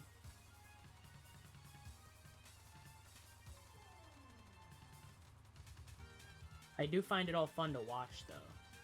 I'm just bad at doing it myself and keeping that motivation. I haven't really I think it's fun if I just do it for a bit and then call it a day. I've done speedrunning. I've speedrun a little bit here and there.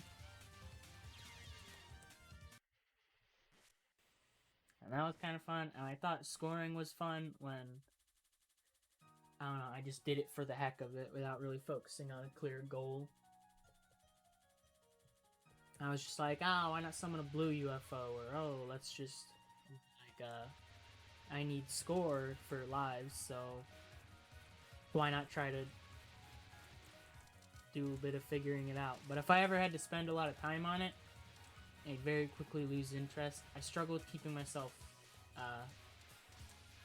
tied to doing stuff like that. As in a way, it's a lot of following a route. A very strict, a route that will eventually become very strict. I don't think I'm a bit of a perfectionist in that regard. To where when the human limit isn't like can't clearly be said, or at least like even if it can clearly be said, but it's like completely insane. That's just the kind of thing I focus on. I think of like the end goal.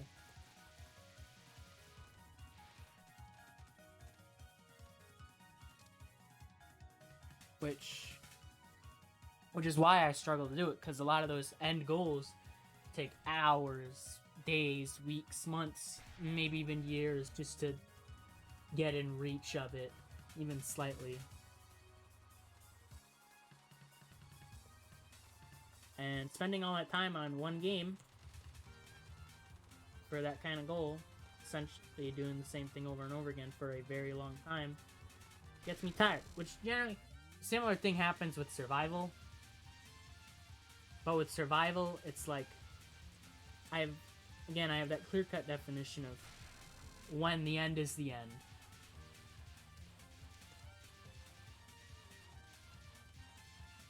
And with other stuff, that's not quite there. It's like, I reached my end goal, and immediately now there's a new one that is generally the same, but better. And so then I struggle getting to that mindset again. A lot of my speedruns that I've done were very one-off. I think it's all fun. I think it's fun casually for me. Like casual scoring, casual speedrunning. That's fun. Just quickly learning something, getting used to it, seeing what kind of times I can produce, if they're decent, if they're up to my sort of standards, and then I quickly just kind of like, I'm just like, alright, I'm done. Like, I feel good with what I did, and I'm gonna keep it that way.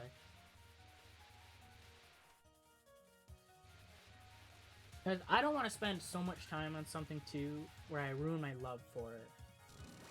And I've seen people who spend so much time working on a certain goal, where they begin to not like what it is, because it tires them out, or it reminds them of how much time they've sunk into something, or whatever. And I kind of don't want to fall into that. Not everyone, obviously. Sometimes it amplifies people's love. But I don't want to have something happen to me where I just I no longer like what I used to like.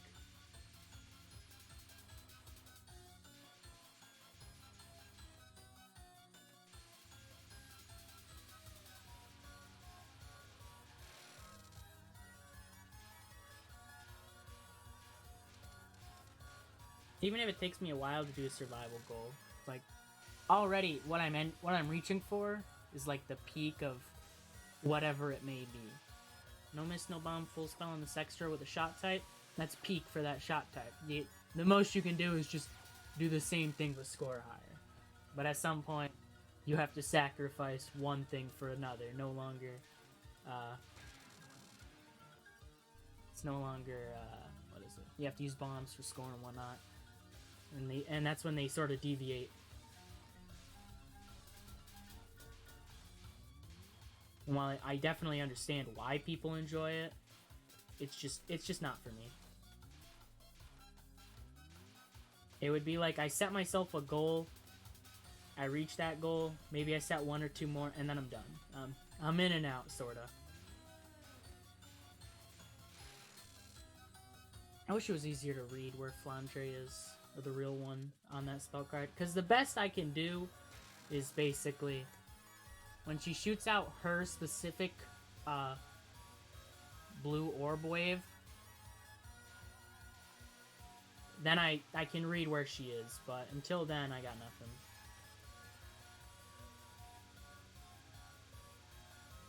Yeah, what have I speedrun? I've speedrun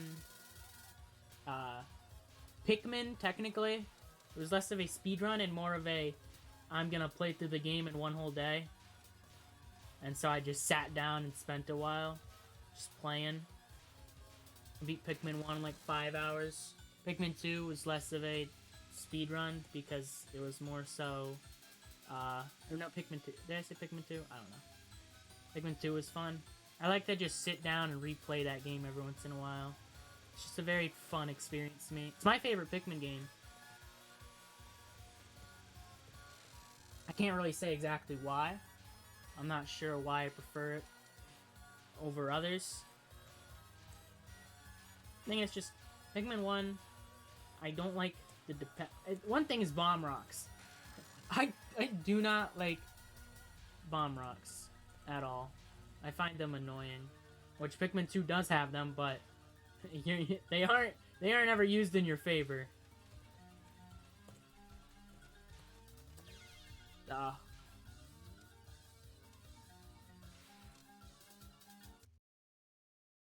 Like, they just fall from the sky instead. I think caves are fun. They're definitely flawed, but I think they're fun. I really like the overworld exploration. One thing I really liked was just, I think I liked Pikmin 1 a lot more if it didn't have the time limit.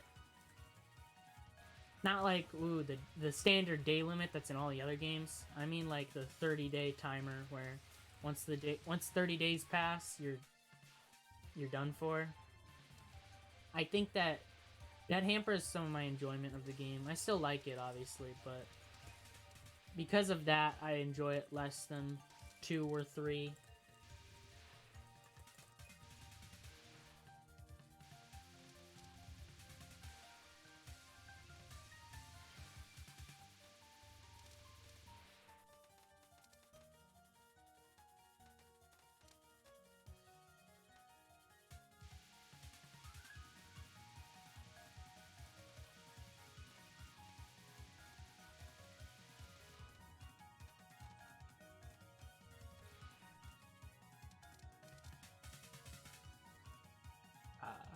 Yeah, 3 brought back bomb rocks, but because of how the day limit works in that game, I find it more tolerable.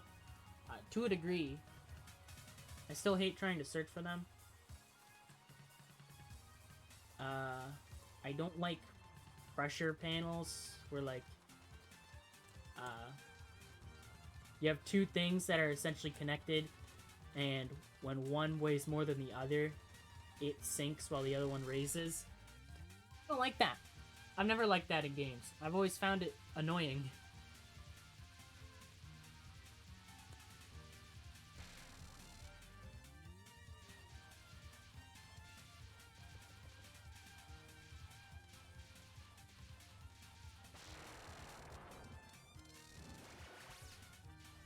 Well, Pikmin 2 had them. All the games had them, I'm pretty sure.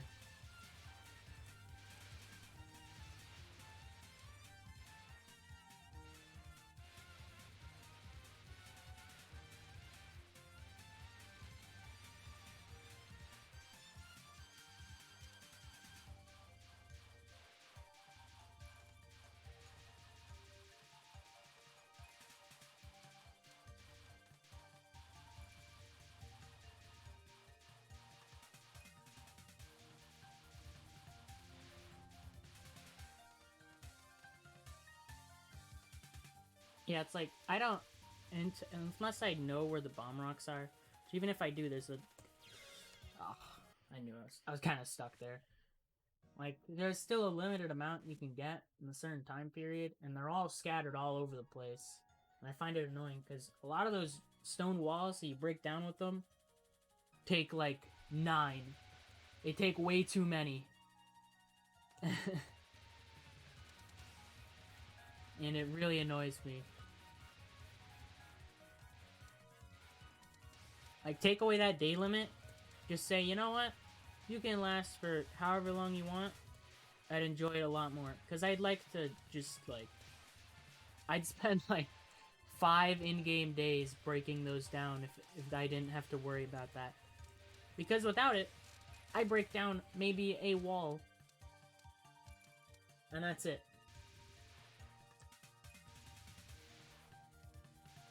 I break down one, and I'm like, alright. I think about breaking down the others, but I never have enough bomb rocks.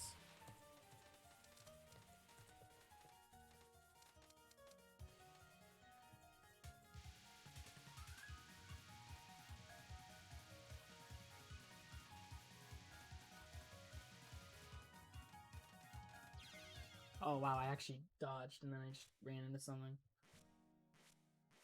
I'm really struggling on the stage. For Reimu B, I was getting to Flandre really consistently. Now I'm struggling with it, because... I don't know. She has a better Philosopher's Stone and stuff, but she has other things she struggles on, I feel.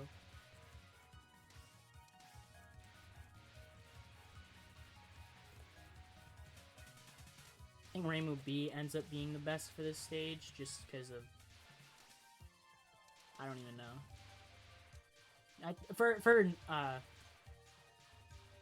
At least if you're doing ExNN,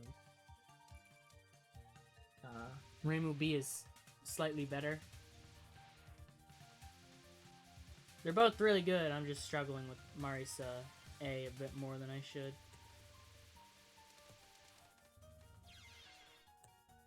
Because I make silly mistakes like that.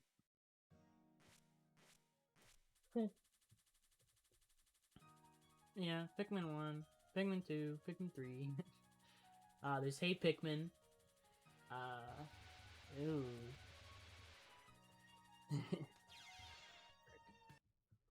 I'd be honestly willing to just do a stream where I just sit back, relax, play some Pikmin 2, have a fun time. Because I love that game. That's in like my top, I don't know, 15 games, maybe 10. I haven't really made a list, so I don't know, but I just find it to be a lot of fun. 100%, a bit less so. I find the last few caves to be an absolute nightmare.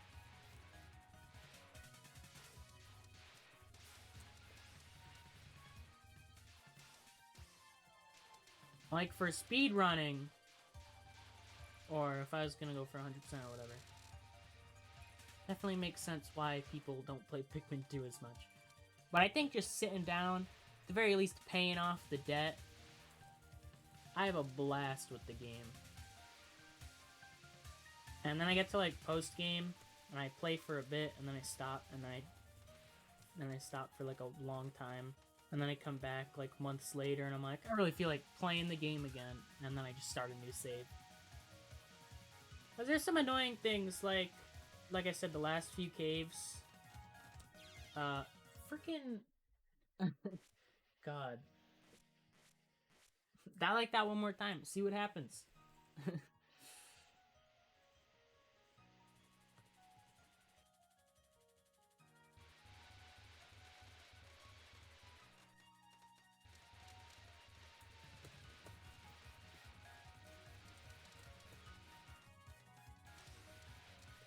Just paying off debt.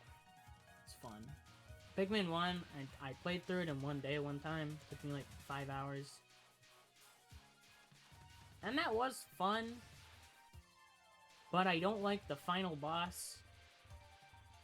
And I'm also really bad at it. And so when I went to go play the game again, I tried to do the same thing one time. And I failed to even beat the game because the final boss, I just couldn't kill him in one day. I've seen speedrunners kill him in like 20 seconds. They just absolutely annihilate him. And I, for the life of me, cannot do it. I'm cringe.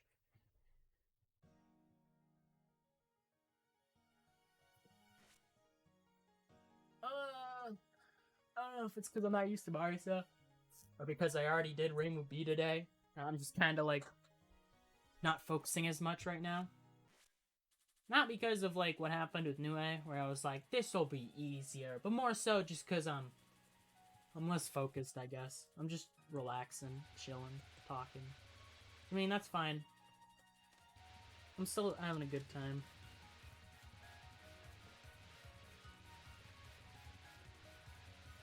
Or maybe I should, instead of streaming Pikmin 2, maybe I should just stream Pikmin 3, because I got Pikmin 3 Deluxe on the Switch. And then I proceeded to... I played it for a good amount, I had my fun, and then I just stopped playing for a while. For some reason. I think it'd be fun to just have a relaxing, chill stream. But doesn't mean, like, I play other games aside from Toho, trust me. It is true.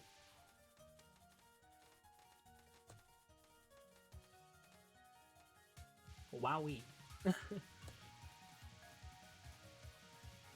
Why not at least make it to Pet Julie, man? Come on! Please!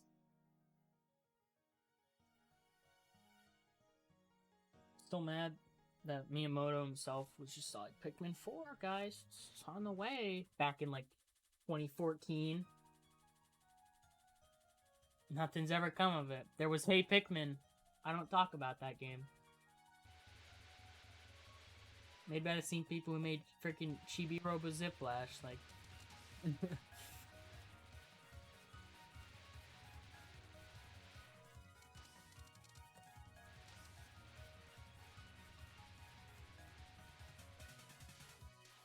What else have I tried to speedrun? Super Mario World. I tried to do, like... what is it called? It's not any percent, because there's the orb glitch. That's and also arbitrary code execution. Actually, it does... I don't know, it's like 8 exit or something. I think it's 8 exit.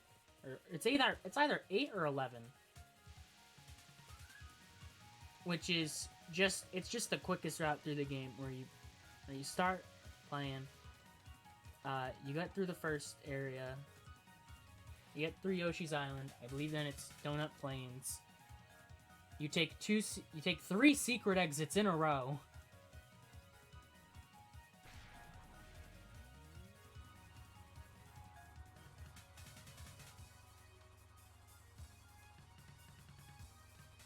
And then... What is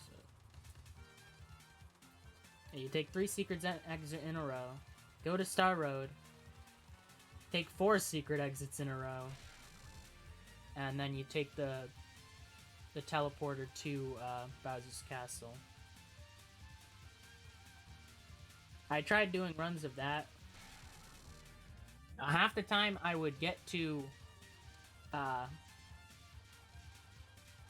get to Bowser's... Actually, more than half the time. Almost every time. Damn it.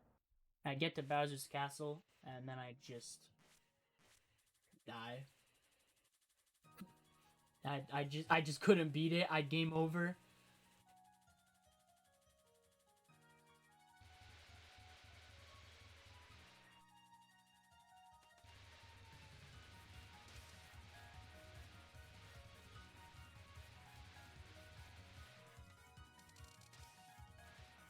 I never had any good times anyways. I never really practiced either.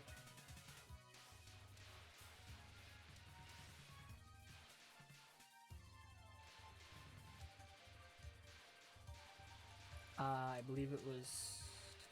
Oh, which stage is it? Yoshi's Island 2? Or, no, it would be 3, I think.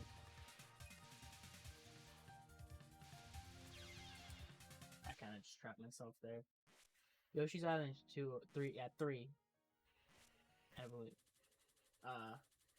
You can, if you do it right, you can essentially run through the whole stage. I've seen people do that. I've never done it before, but you bet I tried to do that in runs every single time I got there. And you bet that while half of my runs game overed or died to Bowser, the other half died because I kept trying to do a strat I didn't know how to do.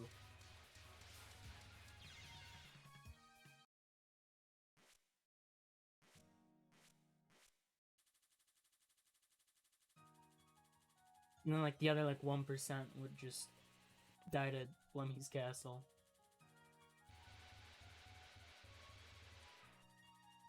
Other stuff I tried to speedrun.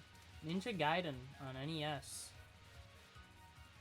Really freaking hard game. I tried doing speedruns of that. I wasn't any good. Mostly because I didn't have much practice. Yeah. My best time was 28 minutes, I believe, or something like that.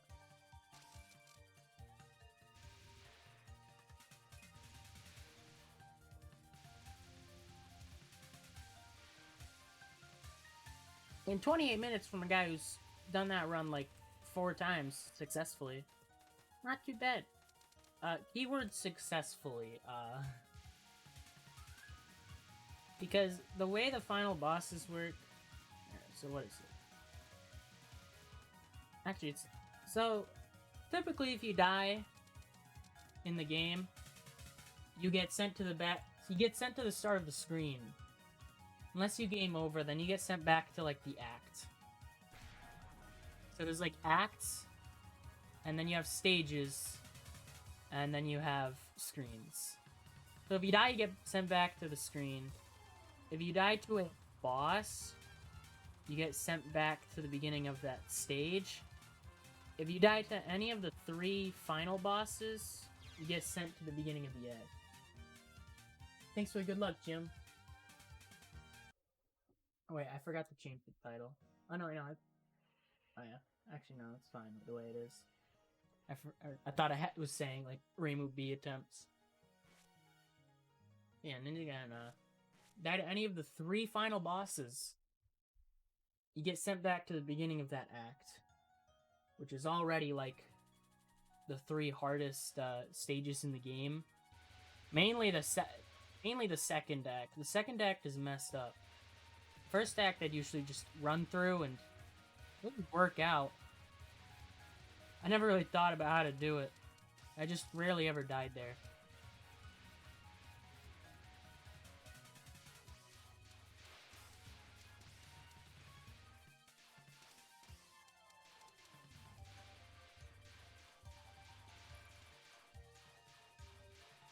I don't remember if I was ever able to beat the game without continuing.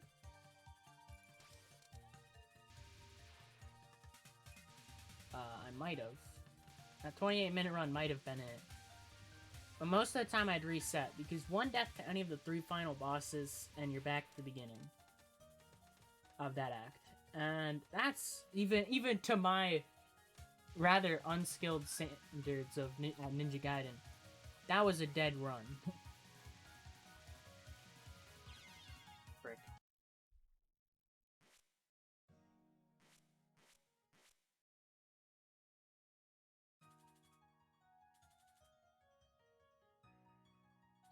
I almost always died there. That 28-minute run was like the only time I ever made it past those final bosses without dying once. Which in and of itself is pretty impressive, because they aren't any pushovers, except the first one.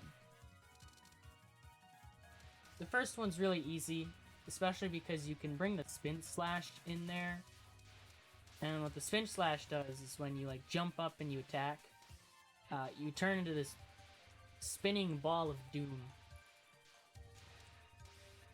And it deals damage every frame, and so it absolutely shreds bosses. So you can do that for the first boss, but for the second two, you're stuck using absolutely nothing. Just your sword. Which is a problem because the first one isn't even that hard anyways. The second one is very problematic. Ninja guy. It took me a while just to beat it. And it's definitely it's called hard for a reason, that's for sure. I remember when I first beat it, I had the game. It took me like a week or something, or like 4 days or whatever. I had my I had the game on the entire time because there's no saving, and the last thing I wanted to do was lose my progress.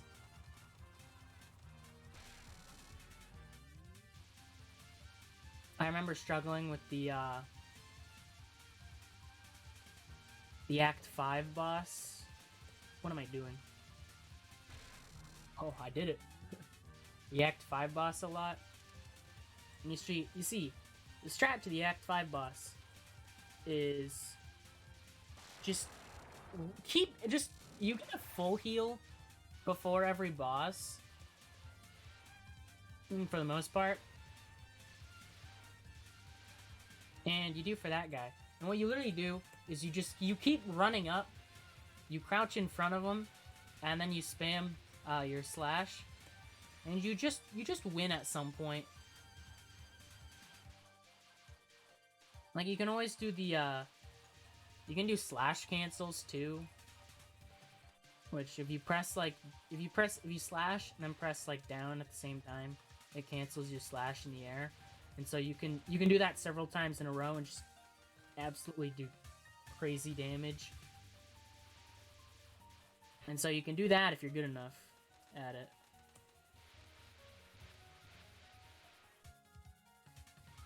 I'd usually just do the run up and hope I killed. Watching someone do Ninja Gaiden tunes. Scary shot. Oh yeah, when it comes down to it, those runs are not only Ninja Gaiden 1 and 2 at the very least. I'm not familiar with the other games. Those two games have incredibly like those world records are very optimized. And so the strats you have to pull off a lot of the time are just incredible. I love watching Summoning Salt videos. Ninja Gaiden, Summoning Salt's video on Ninja Gaiden speedruns is one of my favorites. It's such an interesting thing. Oh, wow. I'm a bit distracted right now, aren't I?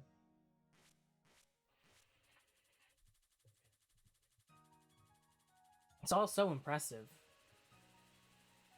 I wish I had that sort of dedication and interest to put all that time into like speedruns, but sadly I don't.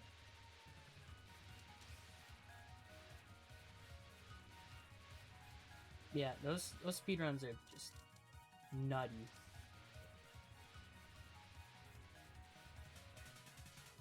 Watching people speedrun NES games is very interesting to me. Especially hearing the history behind like strats and whatnot. Because they're usually very short runs. They're never like half an hour for most. That's surprising if a game is half an hour. For an NES game. At least your standard, like, the standard ones that people actually speedrun.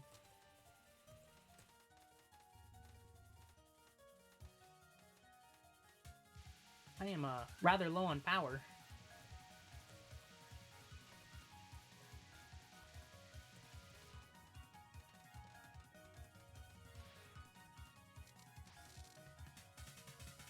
I'd love to see him do a Sonic game record impression. It's been a while. It has. What was the last one? I think the last one he did was Sonic Adventure 2. I think he might have done one before that. It was one of his earliest videos, but that's been it. The Sonic Adventure 2 one is old enough as well.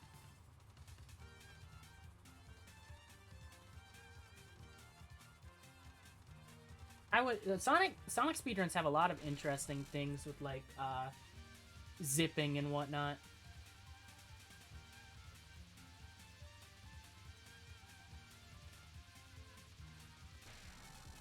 I love to see like what's happened. SA and Sonic 2. Only the 2s, never the 1s.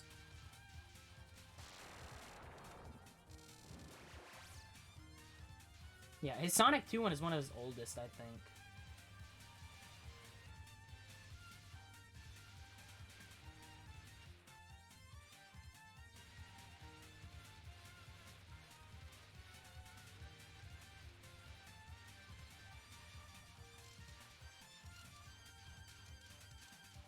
I'm not too familiar with Sonic speedruns as well.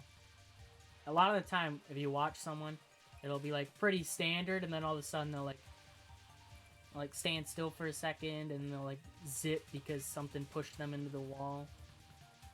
I think learning a lot more about zipping would be interesting.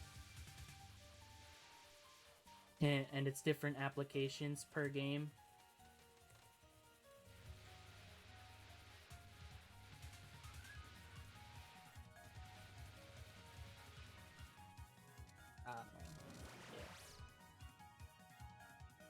I thought about speedrunning a Sonic game, but mainly just very biased because you like Sega games and used to run Sonic 2 too.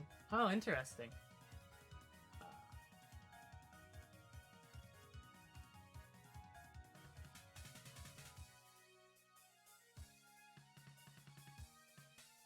Yeah. I thought about speedrunning a Sonic game, specifically Sonic Adventure 1. That just seems... I really like that game for some reason. And so I'd be interested in speedrunning it, at least to some degree. Never to like... I'm very bad at pushing myself to fully speedrun something, but why am I... I'm really goofing.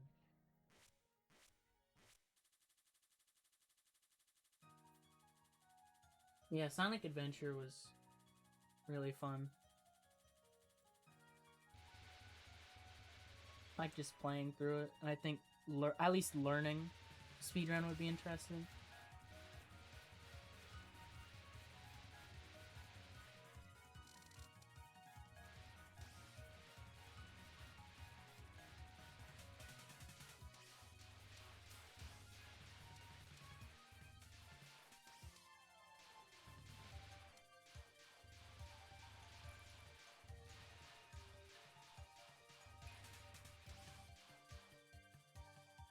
Going into walls, zipping is fun too, though. It is. It's interesting. It's fun. It's interesting. I think being able to control it is definitely cool. Whew.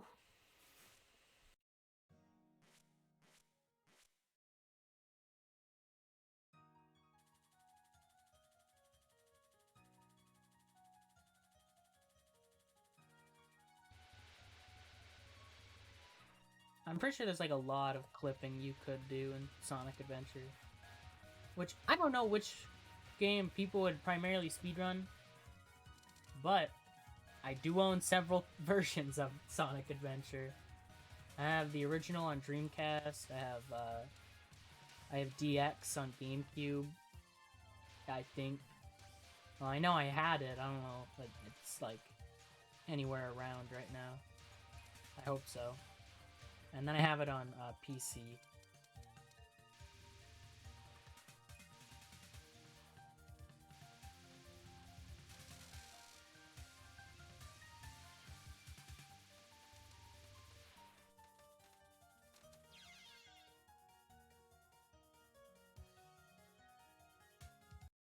Screw it, I'm gonna play Marisa V now.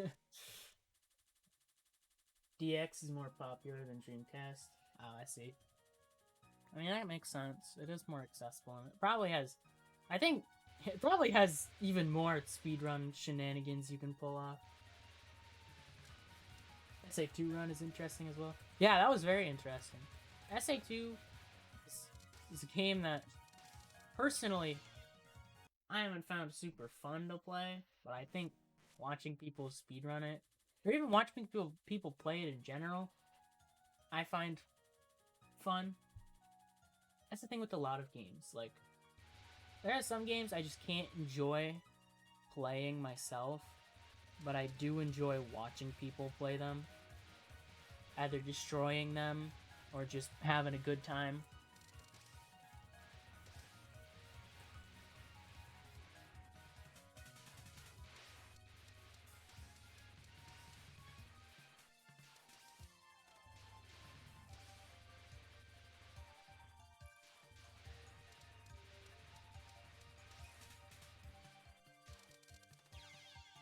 I'm not playing Marisa beat.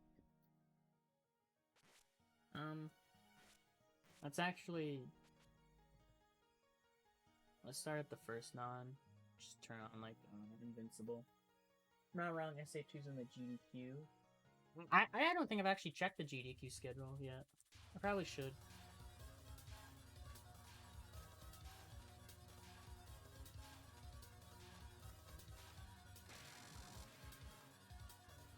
Actually, I don't think I knew it was out.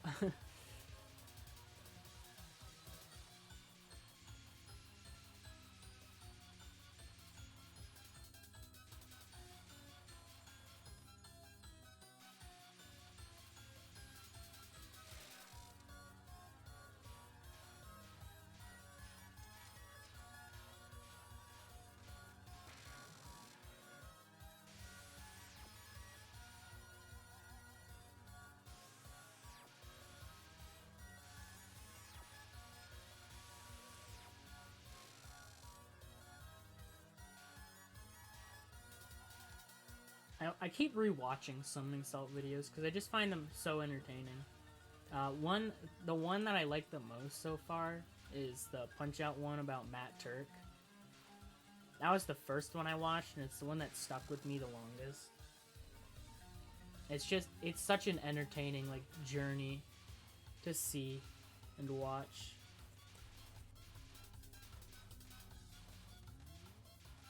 And I get a similar feeling when I see, like, Starlight. Oh wait, it started?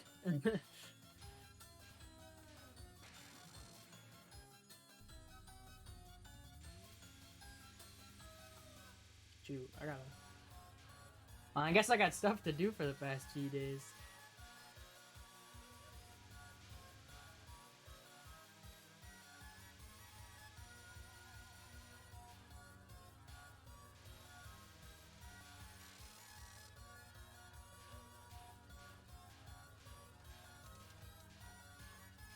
I really loved watching GDQ. I still do. Now ever since it went like fully like online, it wasn't quite the same experience, but it's still fun to watch people show off their speed games and talk about them. Speed strats.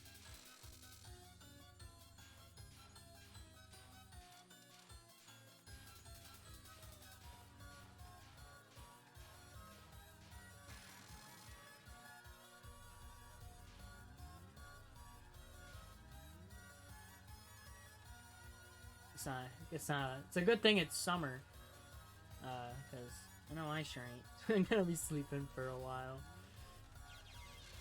Oh damn. Not actually. I'm still gonna fall asleep and whatnot, but stuff like GDQ really messes with my sleep schedule, and I'm okay with that because I love just watching all of the different runs.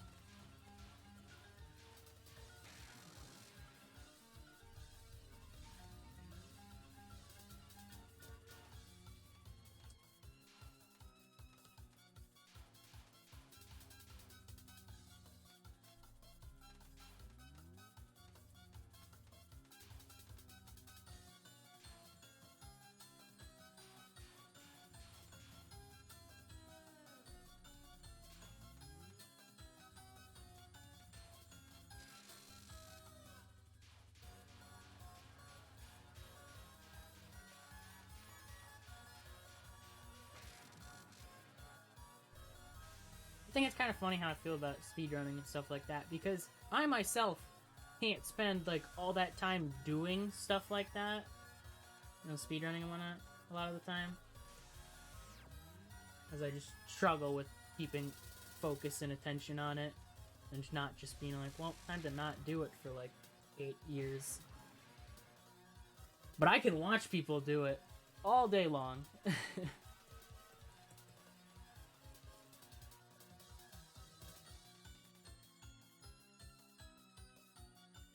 Something I also kind of have like a thing to when it comes to speedrunning is like really long speedruns.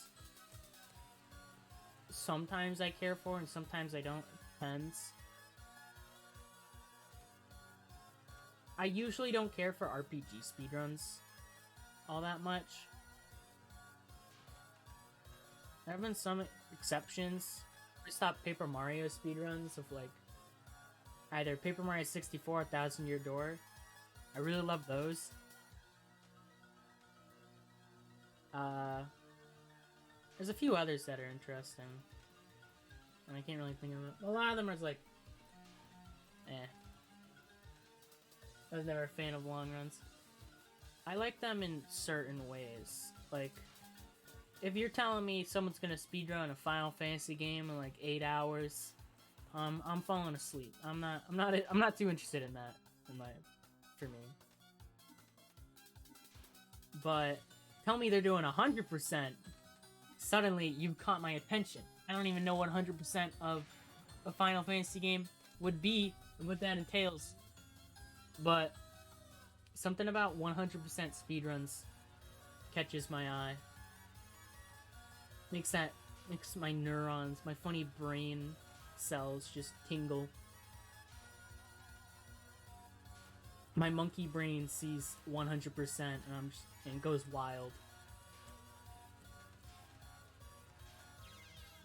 Damn it.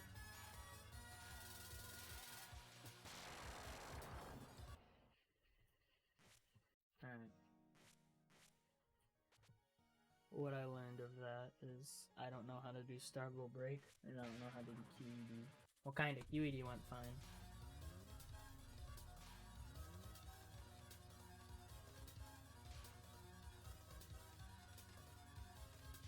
I feel like long runs usually need to be exciting for me too. That's why I like Paper Mario, because there's a lot of like clips and skips in here and there. It makes it enjoyable. But if it was like a glitchless like 1000 Year Door speedrun, I don't really care for. Like, I like glitches in RPG speedruns because they're usually pretty wacky. But if it's literally just like essentially menu optimization and good luck, it gets tiring fast to watch. Feels like nothing really happens. Short RPG speedruns are cool too. Super Mario a lot of Mario RPGs are cool speedruns. Mainly like Superstar Saga. The first 2 Paper Mario games I think are the most interesting.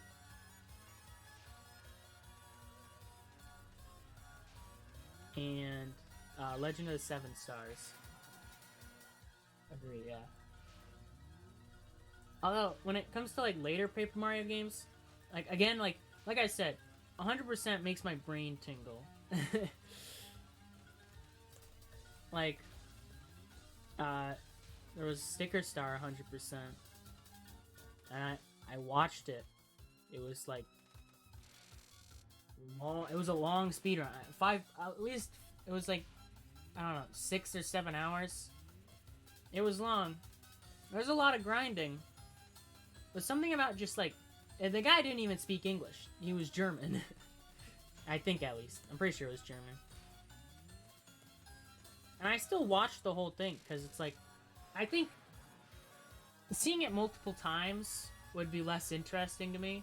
But I think just seeing a route for something like that has like 100% like game, seeing the route itself is interesting to me. See what kind of optimizations they have, the order they go in things. That's fun to me. Rewatching it over and over again, I can get tired fast. Yeah, like 6 hours. Let's see. I think Thousand Year Door is 100%. I think I don't remember how long it is. It's either 6 hours, 7 hours, or 8 hours. It's somewhere in that range. I wouldn't be able to watch the whole thing. I usually watch it in like breaks or while I'm doing something else. I rarely put full focus into runs like that. It's usually like a background thing. I watched it while playing Sticker Star. Only long run. Oh, Yoshi's Island 100%. That run is insane. I could watch those on end. It's ridiculous how impressive those are. Just the things that runners need to do and just how everything flows together. Either warpless or 100%. Yeah, any category for that game, unless it's like some weird like extended category of just like, I don't know, I think there's a glitch you can use to beat the game in like 5 minutes. It's just it's so fun, fluid, and it's never like, there's never a dull point, even during like auto scrollers, honestly. Mostly because the runners just like mess around there. They make it entertaining themselves as well.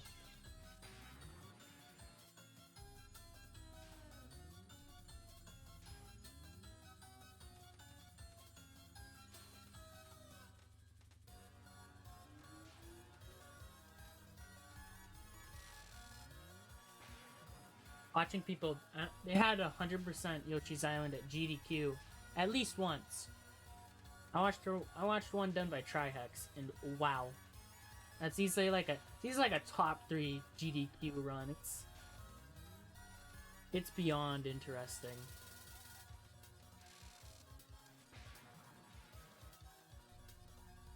What are Super Metroid's another one. I love Super Metroid speedruns as well.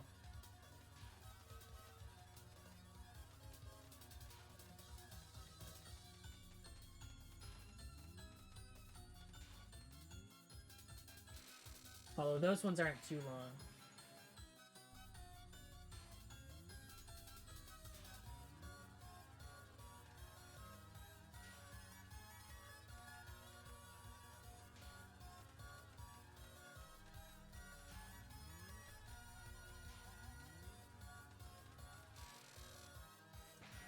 Must be a really old one. Yeah, it's like, I don't know, 2015, 20. It's an oldie. It's an old one, but it's still super good.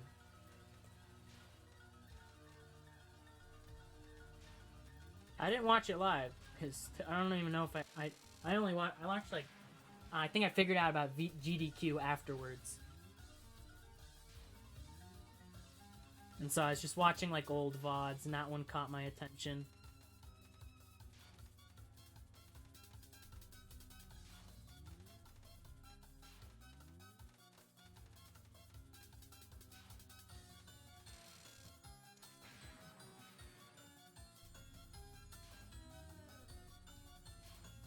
There's some other, I'm trying to like think of like a lot of GDQ runs I've loved in the past. There was I Want to Be the Boshi 100%. That one's really entertaining for me. Any of the Super Metroid races are fun.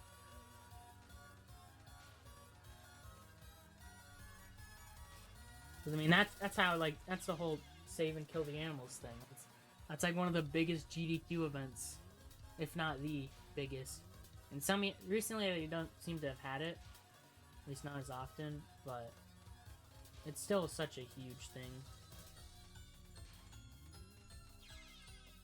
I tried to press right there. It's hard for me to think of runs off the top of my head. Oh yeah, this one was the 2-person blindfolded Punch-Out run. That one's so good.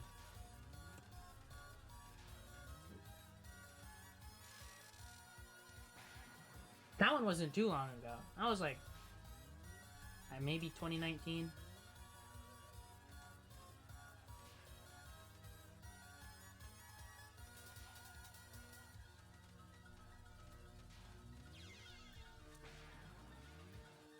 Yeah, I watched the blind punch out run too.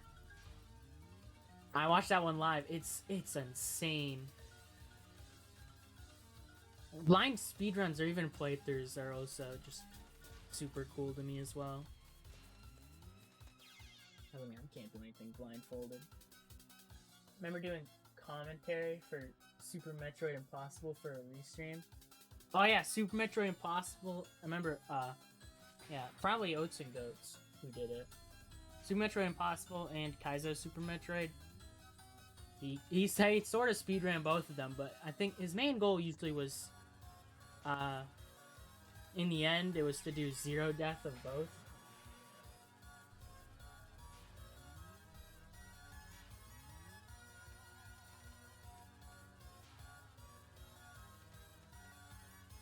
And he did do it. And I love watching them over and over again. Cool. Yeah, it was Oats. Yeah, Oats is like who I watch for my Super Metroid speedrunning content. He's one of the few, like, I don't watch Twitch too much anymore, mainly because I have a laptop, and for some reason, just having, like, a stream on sometimes causes it to, like, sort of overheat. I used to just have, like, a tab open for Twitch, and I just open it up whenever I was bored. Usually during school. I didn't want to listen to my history teacher, I'd just pull up a stream and then pay attention to that instead.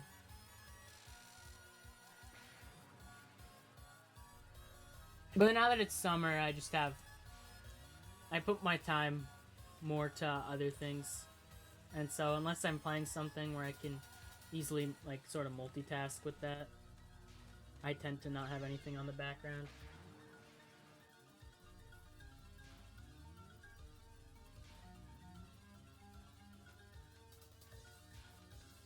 ROM hacks are also really cool. I'm very familiar with, like, Super Mario World and Super Mario 64 ROM hacks. Generally not others. Mostly because, I don't know, ROM hacks just aren't very common outside of those games. They exist, but they usually aren't too common, and a lot of them are, like, very simple. Like, here's a reskin. Kind of burnt out of watching speedruns. Yeah, that makes sense. At some point, it does get a bit tiring sometimes. I like watching challenge runs. That's how I like fill that burnout of watching someone speedrun for so long. I watch challenge runs instead. Watch way more Toho recently. I've been watching a good amount. I don't have too many people I, like, follow or subscribe to on YouTube or whatnot that play.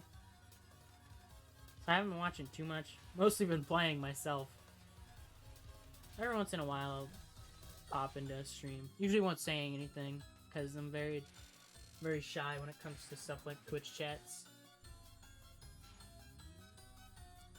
Or because I just don't have anything to say.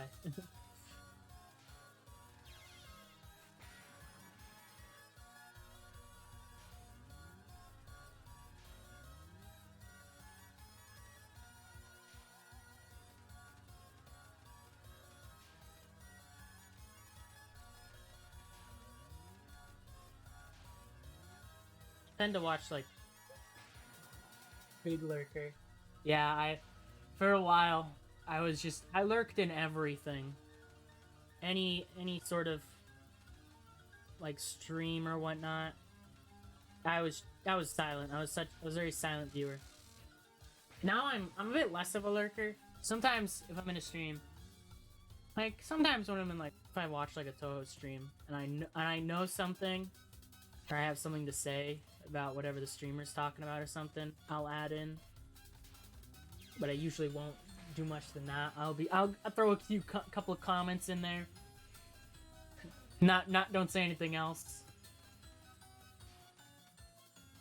For most things, I also just don't talk, because for anything, like, most, like, host sites or whatever, whether it be, like, YouTube, Twitter, Reddit, Facebook, any of that, I don't even use half that stuff. But, like, I don't like posting like a comment or something, and then I'm like, all right, I wonder if anyone will reply or think about it or something like that. I prefer more active conversations rather than like I throw something out there. Maybe someone says something back. It's also why I've been talking on Discord servers. I used to just lurk in those too. I talk in those more often, usually just to talk about, share experiences. Mostly gameplay stuff. I don't do good in like general conversations, or it's like, I don't know. I like delegate myself to like 2 chats in all my servers that aren't just me and my friends.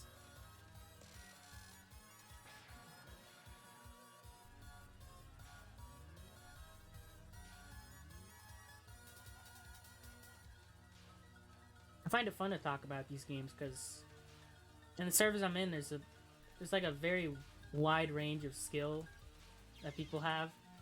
Some of them are better than me, obviously. Some of them are not as skilled. Some of them are around the same. I find it interesting to see different perspectives on it, and also just be able to help anyone who's maybe not so sure about certain patterns or whatnot.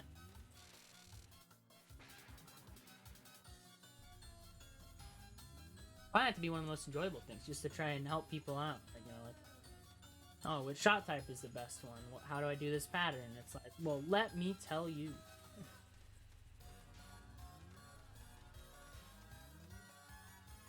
That's actually the reason why I'm doing all this extra stage stuff. We talking for hours, same. Sometimes I have to stop myself because it's like, it's a bit late for a conversation, and then I start getting really tired. But like, there's just a lot to say because I have my own experience. Everyone has their own experience, which is really fun.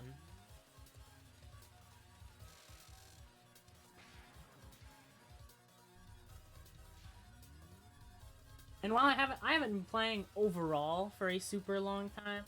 I mean, it's been a decent amount of time. Like, I don't know how much time I've put into the games, but I started playing around November of last year. Very late November, like the 20th or 22nd.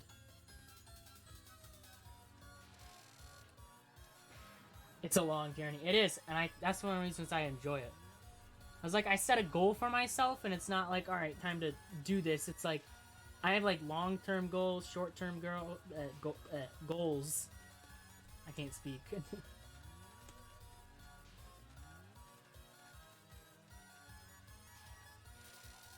And it's like, I always feel like I'm improving, which is one of the most enjoyable things for me. I rarely feel like I hit a wall, and when I do hit a wall, there's so many like other games I can play to sort of try and improve that. There's many different things I can try to do to improve what I'm messing up on.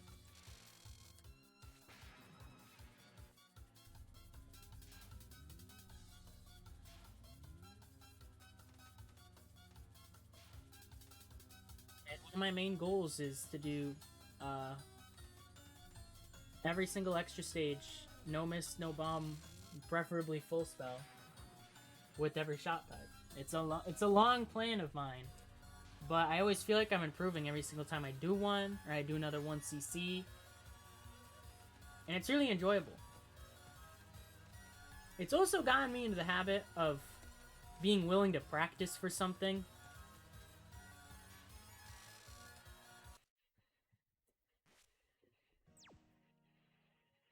Like, for a while, prior to Toho, or even sometimes when I play, I just refuse to practice. The way I feel about it is what I never felt in speedrunning. Yeah, I kind of just... It hits the key points that I want when it comes to something where I can spend a lot of time on it and still feel enjoyment after all the hours I've put in. Wish I had a definitive number for how much time I've actually put in. At least a ballpark estimate. The closest thing I'd have is checking every game, how much time I've put into each game, and then adding it up.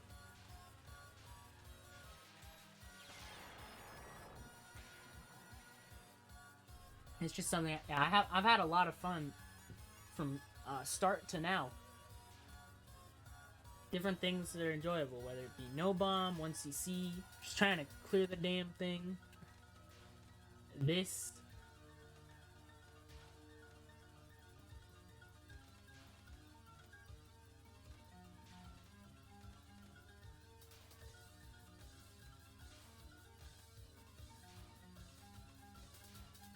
There's so much to just do and experiment with.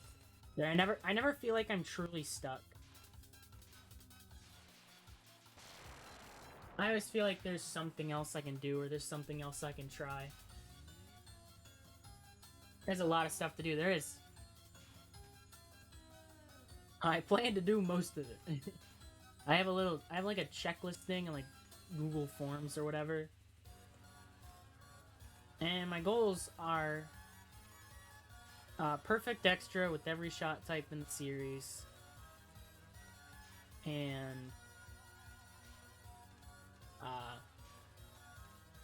a 1cc on at least Lunatic with every shot type.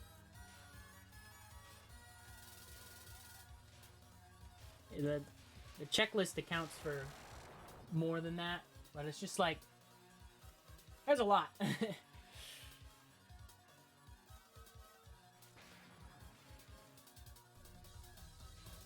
Hard goals? They are hard goals, yeah. Despite the fact that I've done this twice, done this extra stage twice. Because yeah, I tried counting together all the extra stages at some point that I'd be doing. Actually, let me try and count it again. Not counting POFV, because I don't remember how many shot types, how many characters in that game. You have 3, The Story of East and Wonderland. And you have 7 going to LLS. 11 through Mystic Square. NNing all of them feels way out of my league. Some of them just want to clear all extras. Clearing all extras took me a while myself. I haven't cleared all of them. There's a couple I haven't. NNing feels all in my league. The thing is, once you for a lot of extras, once you beat them, and then you like move on for a bit, and then you come back, you kind of just practice them for a bit, and at the very least, no bombing a lot of them is a lot easier.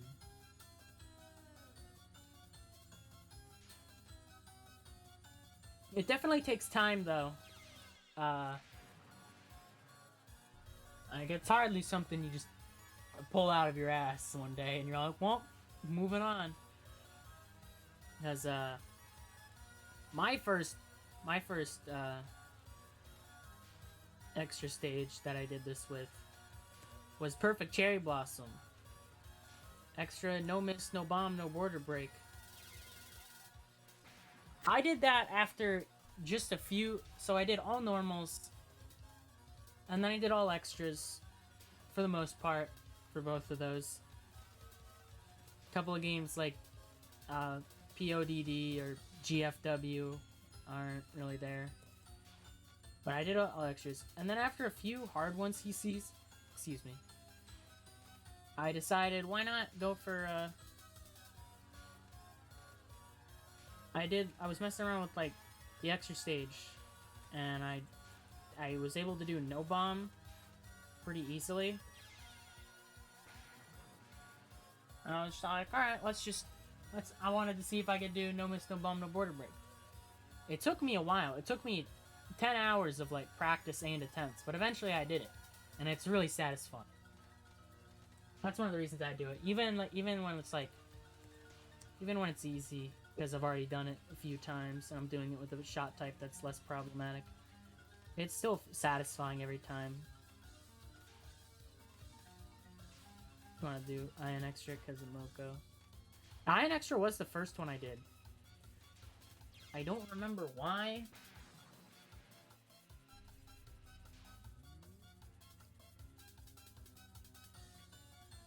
I think it was just because it was the first extra I really put time into. I went from easy 1cc straight to extra. Oh, jeez. Yeah, I can only imagine that would take a while.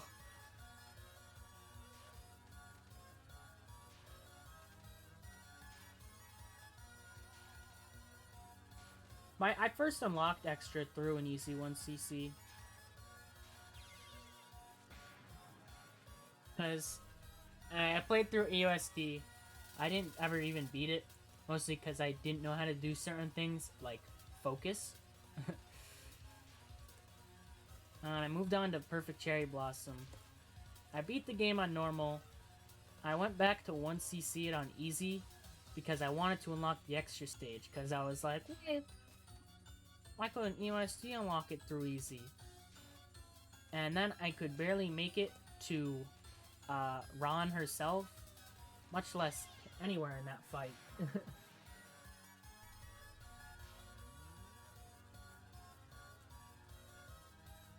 So I quickly gave up and said, you know what? I'm not doing extras for now.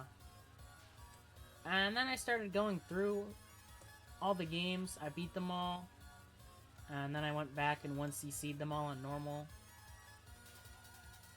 But before I did 16 and 17, I took a look at Ian's extra. And I was just like, would I be able to do this? And I decided, yeah.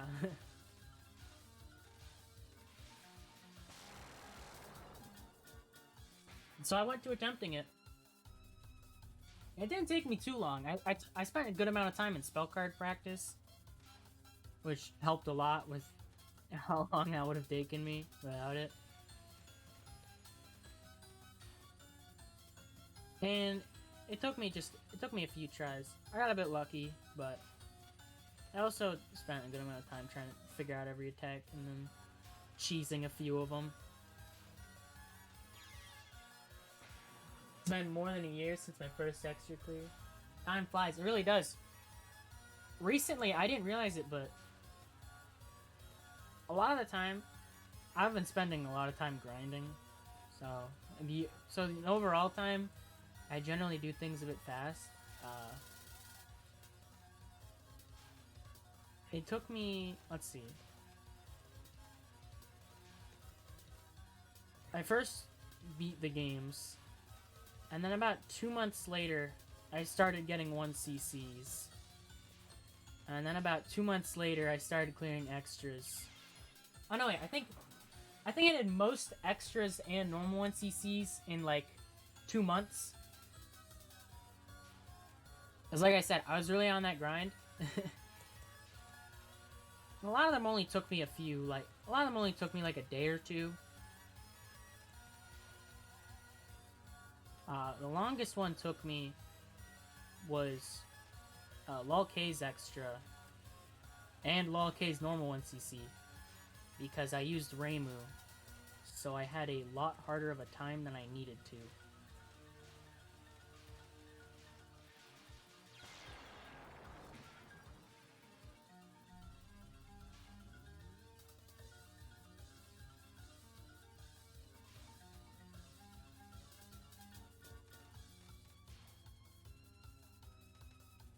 Lol K extra was painful. and normal 1cc because I was using Reimu, and it was the first time I really met my maker. For normal 1cc, it was partially my fault because I had very bad bomb management. So I would frequently just die with bombs. I also reset way too much.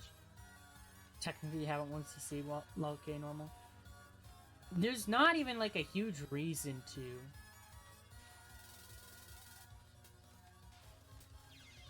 It did clear extra. Nice. Lol K extra took me like 10 hours. Lol K extra is what finally pushed me to just say, you know what? Let's see what this TH prac thing is all about. And I have never been the same since. I can't go back.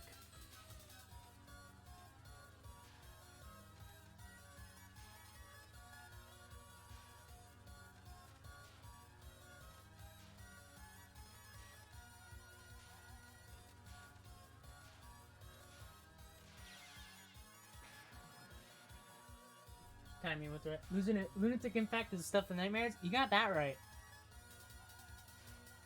I spent a lot of time on that stage, and the only thing I didn't know how to do by the time I was done was Lunatic Impact. I still haven't capped it. I went back a few times just to see, hey, I'm better now, what can I do? I did like a few attempts, I did like one miss, and then I said, I'm done.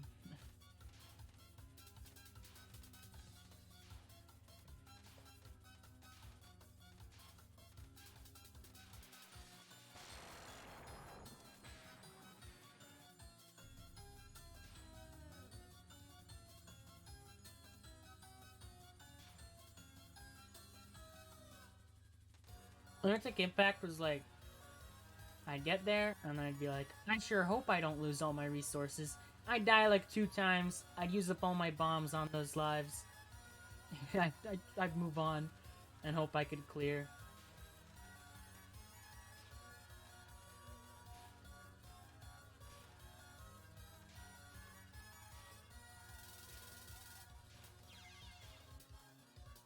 Keeping my 0% cap right, never touching it again. I'm gonna have to go back eventually. But I'm stalling that one for as long as I can. I'm gonna bring it back. I'm really hungry. I need food in my body.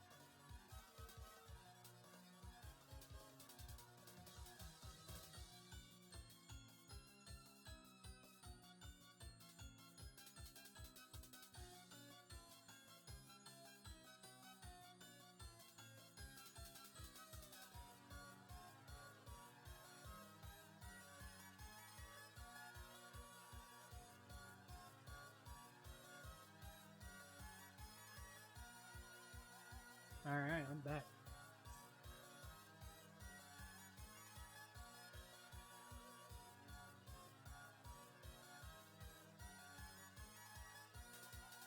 Yeah. Lunatic Impact. Definitely one of the worst, hardest extra stage spell cards, without a doubt. Or even patterns in general.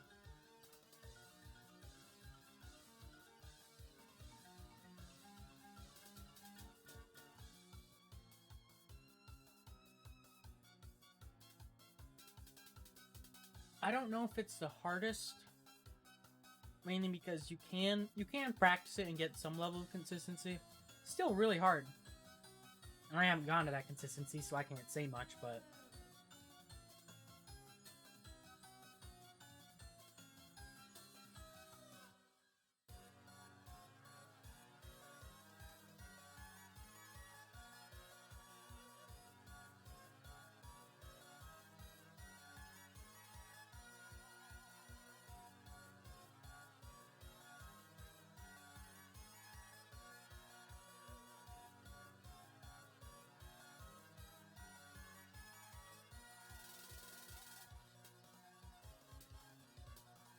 goes full boom.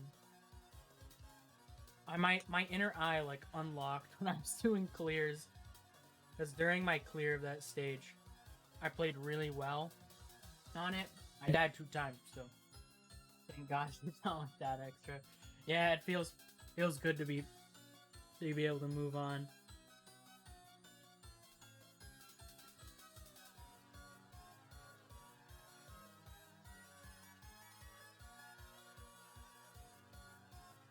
That's definitely the extra I struggled the most with. And it was, I mean, it was to be expected. It is known to be really hard. Only Koishi left now. Koishi has interesting difficulty. If you use TH Prac and you spend time learning the spell cards, not very hard. If you go in, just using your credits, just going attempt after attempt, hoping to get farther than last time, you're in for a doozy.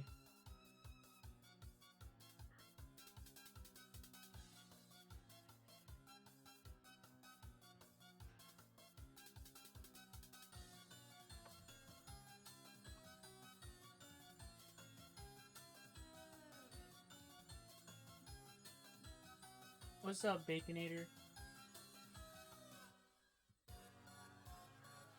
Furthest I've gotten is to survival. That's pretty close. A run past genetics is a run that could win.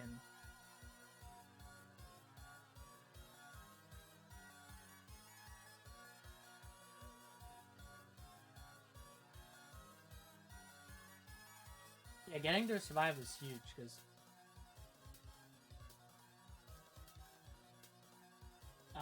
survival's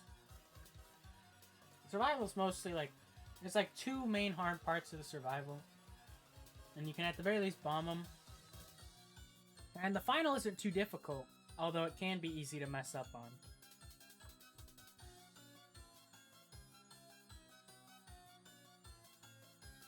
I do believe in you. Gen X is the one where she moves all around the screen? Yeah.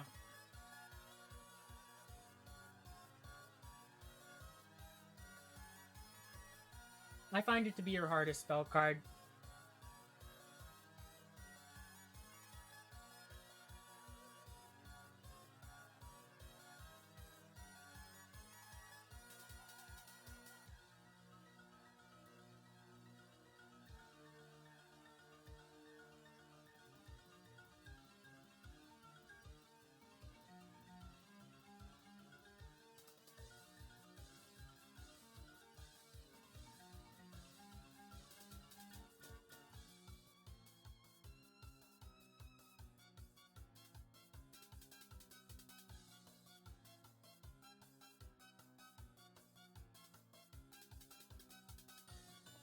And proceeded to time it out. I almost timed it out in my clear. That spell is so annoying to actually capture.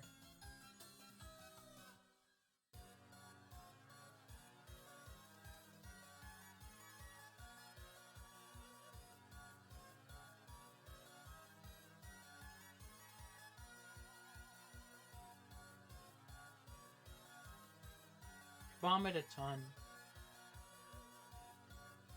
In my clear of that stage, it was one of the only things I died to. Died to it like 3 times.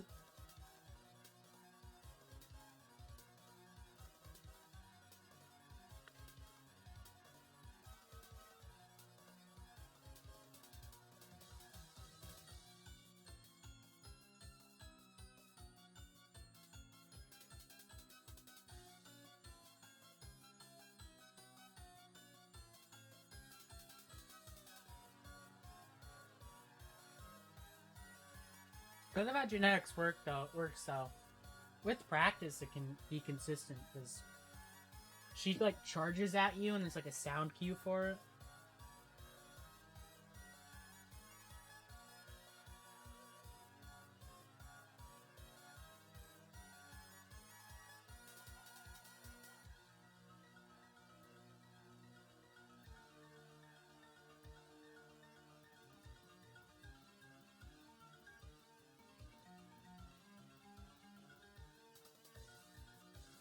I mean, now that I've beaten Koishi, she's easy to me. But that's just how she is. I mean, when I first tried to clear her, she's like the second hardest extra boss I've fought. I didn't use TH Prac, so there was that, but I struggled a lot. I died to her final. I game over to her final 3 separate times before actually beating her.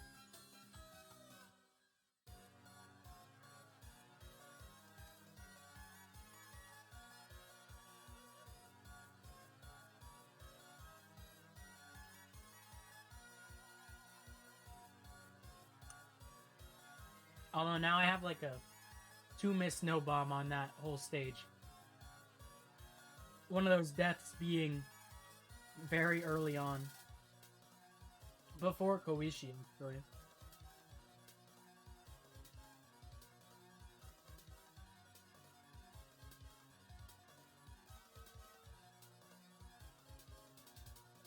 Dying to someone's final is horrible. Getting Reiko flashbacks.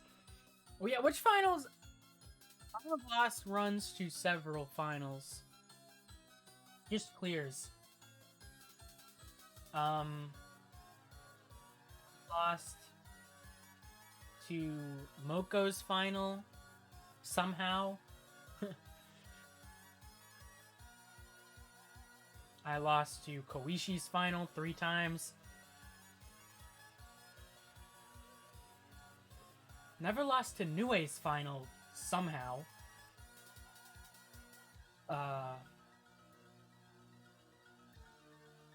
Lost to Reiko's final once. I lost to Katya's final like 2 or 3 times. Lost to Reiko's final, she's at like 1 HP. Ooh. That one stinks. It is, in my opinion, at the very least, it is the second hardest extra stage final. It's really hard.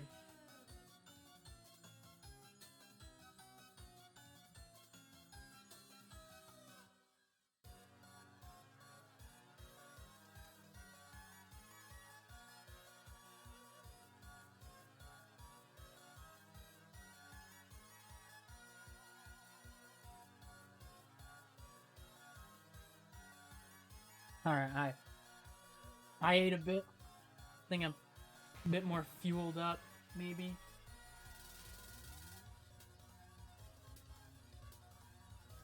Yeah, Reiko's final is probably the second hardest extra stage final.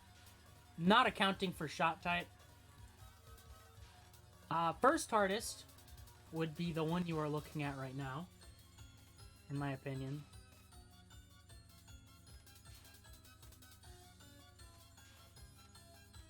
You also have Nue's final and Saki's final as honorable mentions.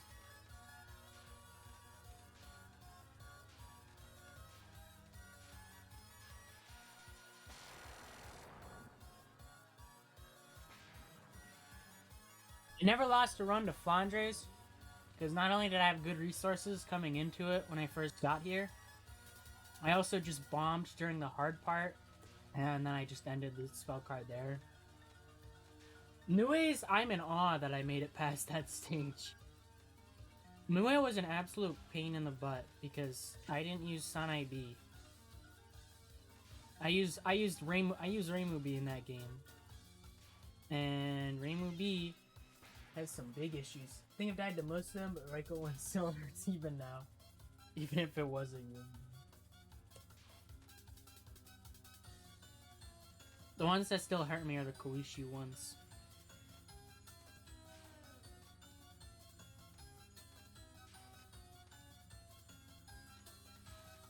Three whole runs.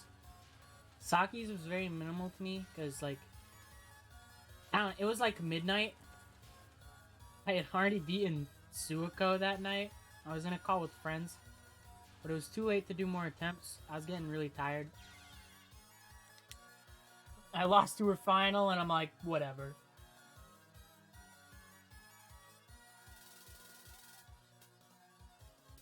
don't remember Saki's final. It's weird. I don't know how to describe it. It's surprisingly slow, but it's very, very dense. It's very clustered, and there's a lot to sort of pay attention to.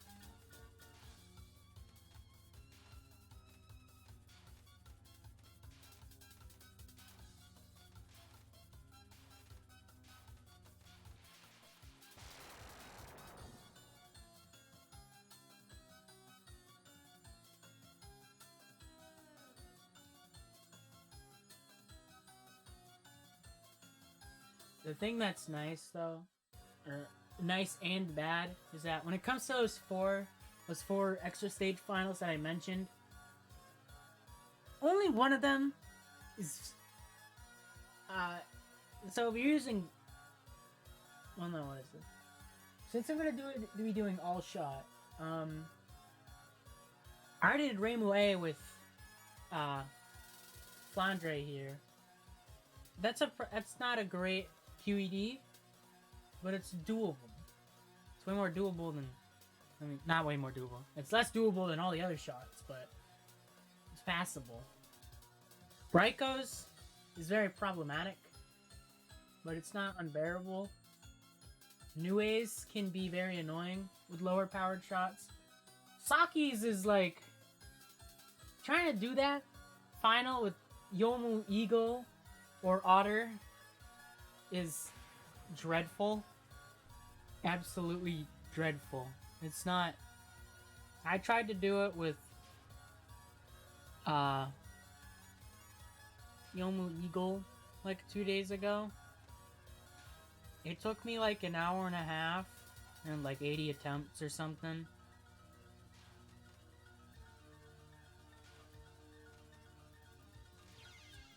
What was that?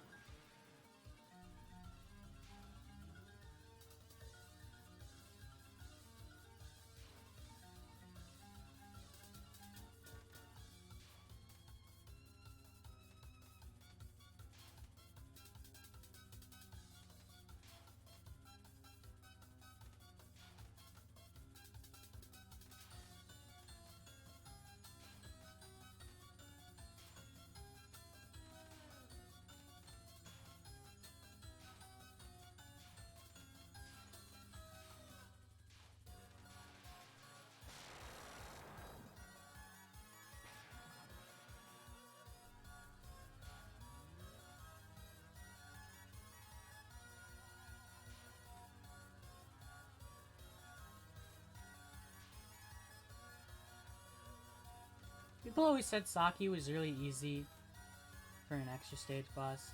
And I don't know, I never felt like Saki was super easy. I never saw her as like one of the easiest. I don't see her as like one of the hardest or anything. But she has a decent amount of difficult stuff to deal with.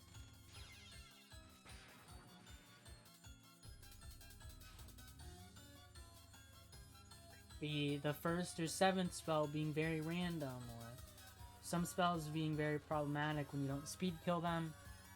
How poorly the survival can go if you get unlucky, or mess up, or both. The fact that the final is actually kind of hard, and other stuff.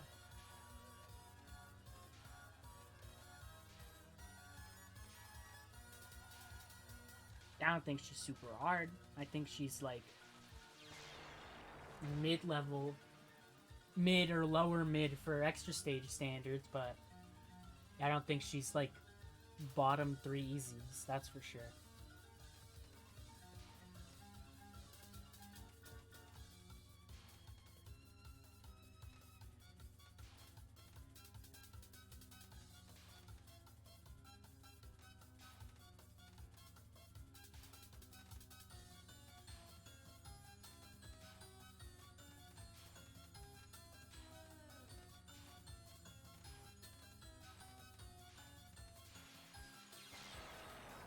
I DK one more time, I'm gonna cry.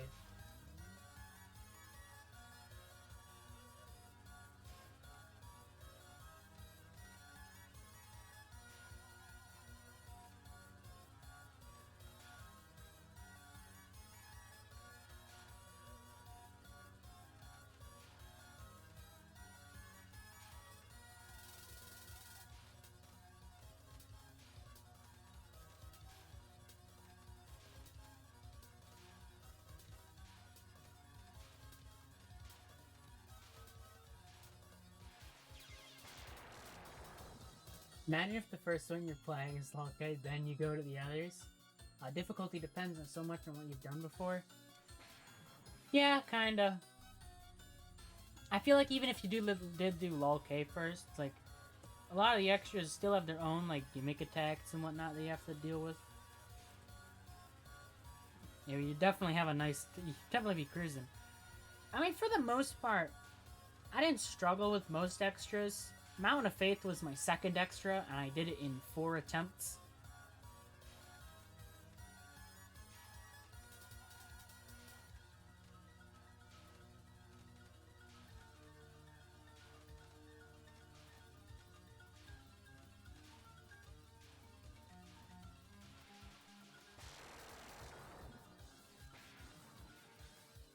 Saki was like... She was my third one, I think. But even... I've still gone back. I've gone back to that stage, and I still don't necessarily agree with people calling it, like, super easy. Maybe it's because I don't use Otter. I don't really see... Well, I guess Otter releases. I don't know. Maybe it's because I use Wolf.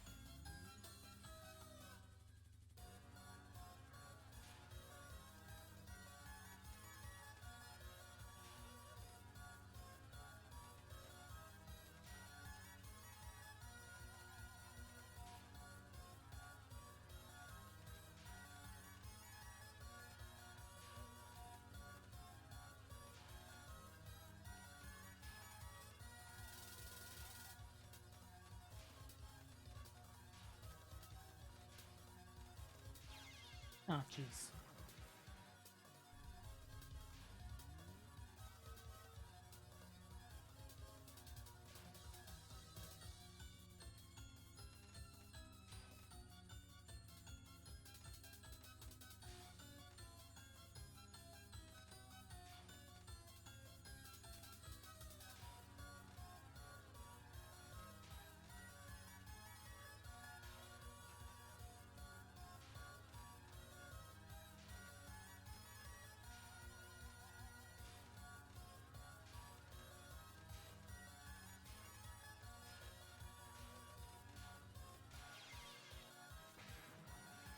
TD Extra kicked your ass.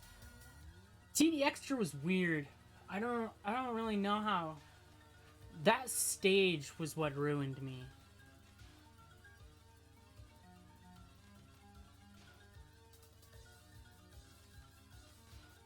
Like, I found myself to be extremely inconsistent at the stage.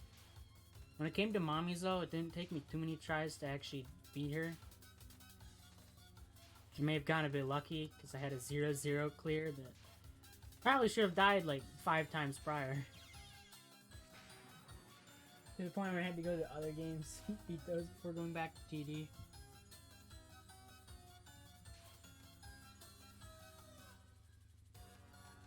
Yeah, TD Extra, I find it to be either... It's like mid or high mid for an extra, in my opinion. For like a first clear, because there's a lot to take in, I feel.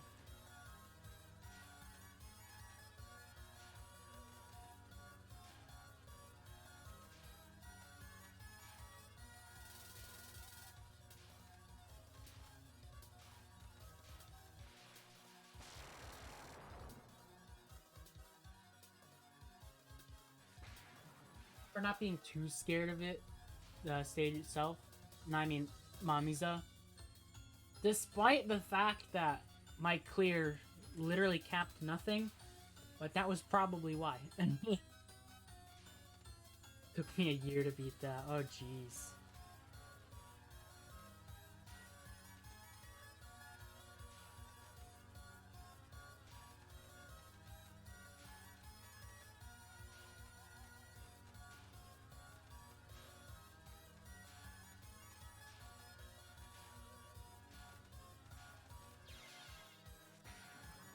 Not like playing every day. Yeah, I playing every day for a full year.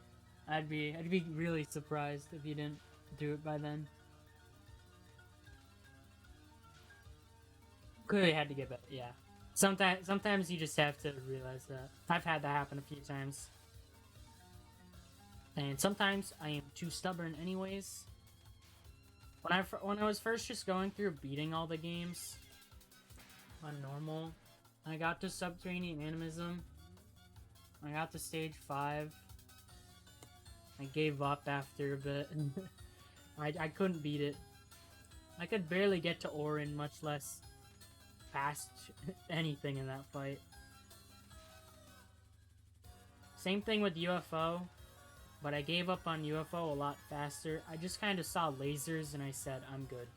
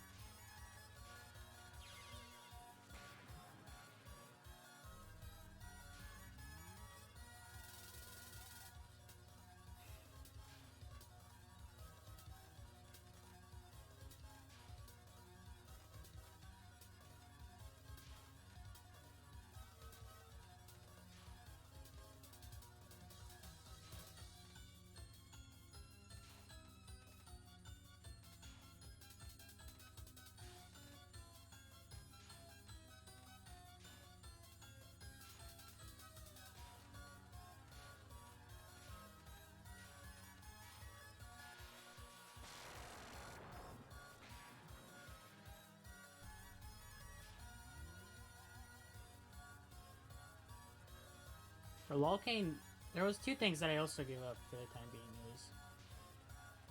So, the original used Sakia A and DDC,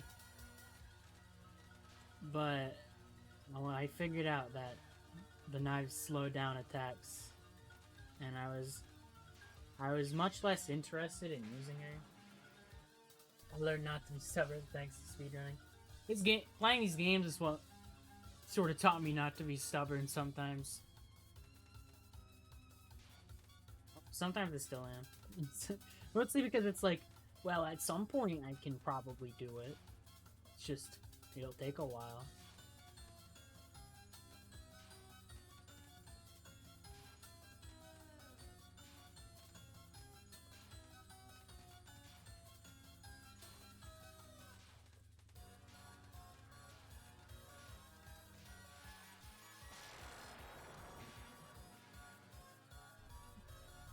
Yeah, TD Extra is really hard.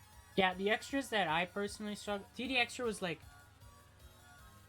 higher level, but it wasn't, like, one of the ones that I super struggled on. The ones that were like that for me were, LOL-K, Subterranean Animism, Story of Eastern Wonderland,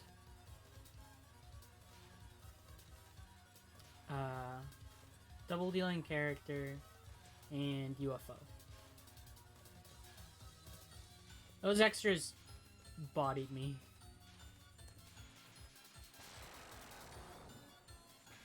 And then below that, it was like 10 Desires, 10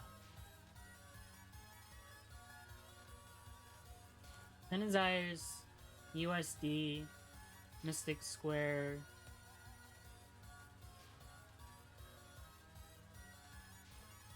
and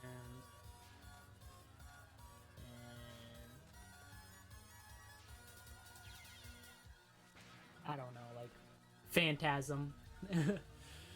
although Phantasm and PCBEX would probably be like lower mid, along with like Labot.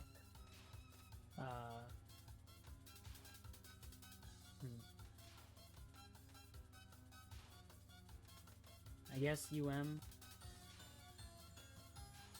I don't know where I'd put UM. UM pattern-wise, that extra's kind of difficult.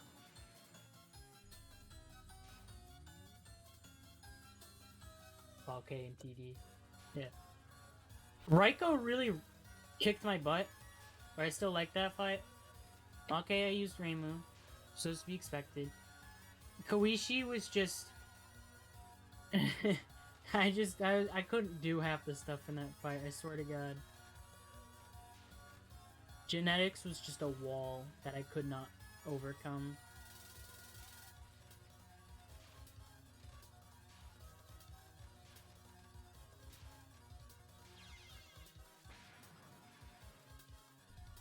And BBC to some point.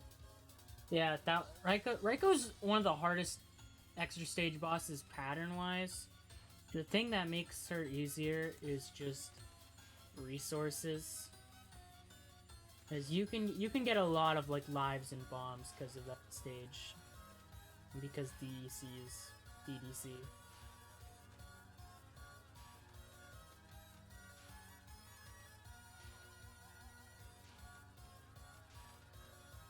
UFO I struggled with because I used Reimu B.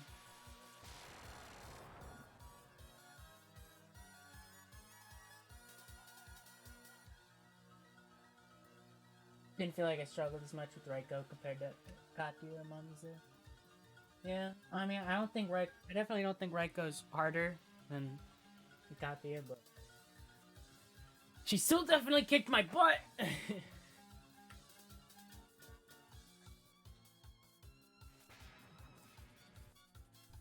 I got like halfway through the fight on like my first attempt, and I'm like, oh boy, and then I was just owned. That was my second extra clear too. Yeah. I like sort of went in the order of easiest to hardest for the most part. Except halfway through I sort of just messed that up.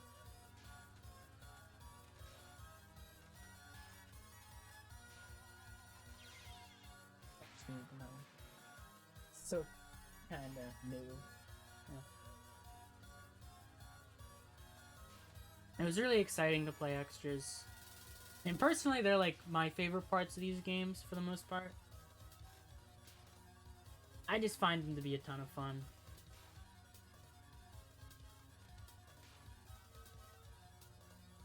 I like the music. I like the idea of just this really long boss.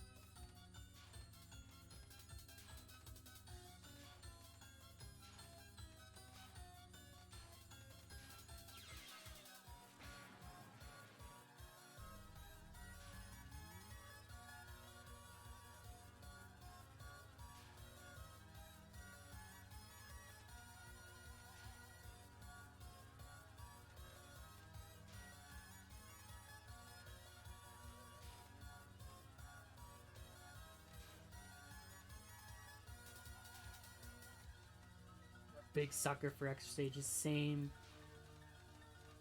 That's partially why I started doing perfect extra stage runs so early.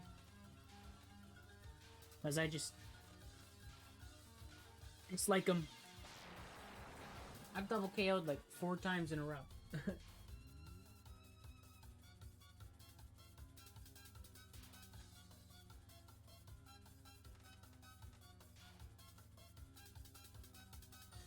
I was really excited to start playing them. My original plan was like, I'd played through all the extra stages. After I did all my normal 1cc's, then I'd do all hard 1cc's. Then I'd do all extra stage no bombs. Then I'd do Lunatic. And then I'd come back for like ExNN and stuff like that. And then I was just like, at some point after I did a random Ron no bomb attempt, or no bomb run, I was just like, You know, why am I why am I making this such like a rigorous thing? Like, I need to go in this order. There are no other options.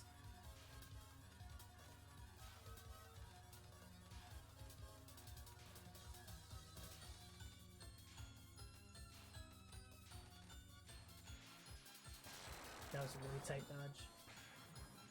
Alright, I'm willing to capture this one more time, then go back into attempts. I'm a bit more filled up on food. A bit more ready. A bit more used to Marisa's speed. So yeah, I was gaming.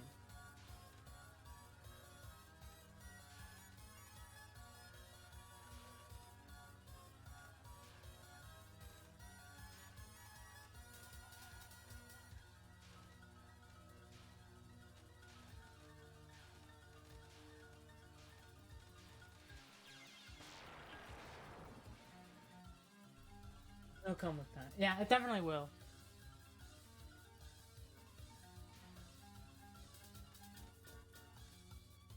They're pretty difficult. Like, even some of the easier ones. They're all challenging in their own ways. Especially if you go for less optimal shots.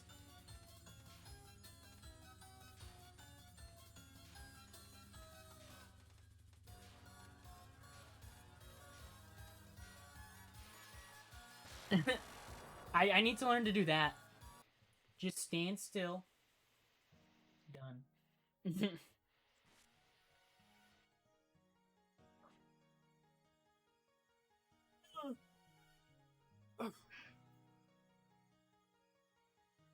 I mean, it took me a long time. It was like, how many attempts did it? I don't remember the amount of attempts stuff took me, but it was like just more focused on clears and 1cc's. Yeah, focus mainly on that. Focus on like whatever you want to focus on, really.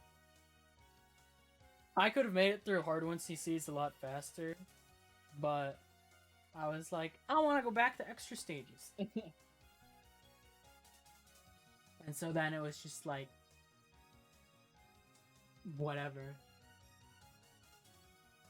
I spent like, what was it? 10 hours on Ron, 10 on Yukari, 7 on Nue, which despite that, I think Nue was more annoying.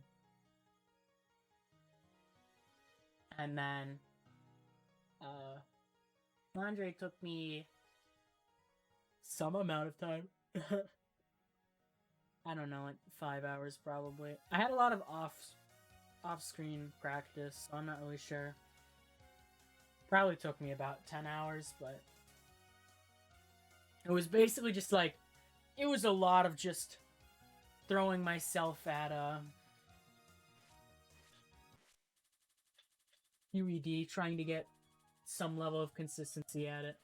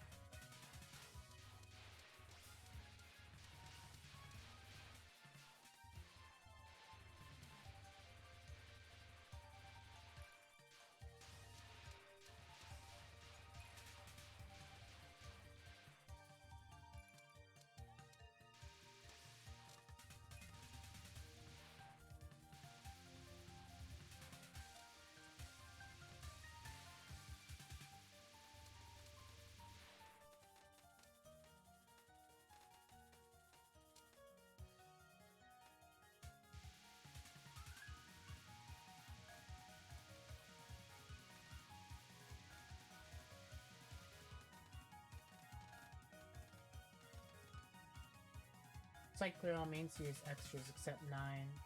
Or moving on to hard and mythic. Yeah, that was my plan. And yeah, except 9. I haven't actually cleared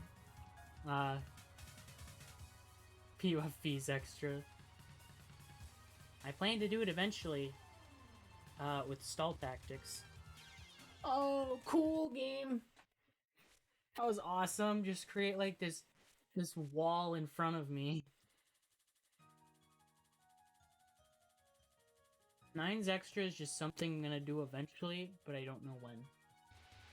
Because I'm not really that interested in it.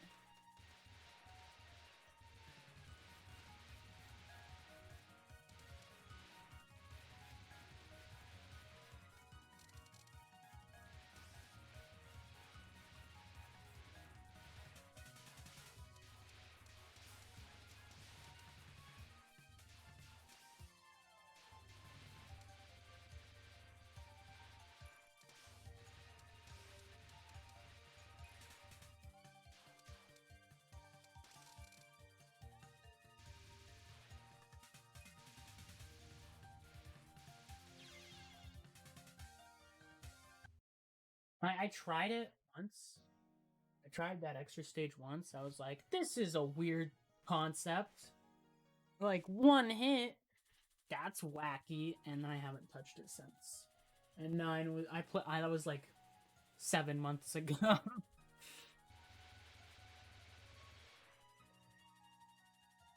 9 multiplayer is one of the most fun experiences you've had.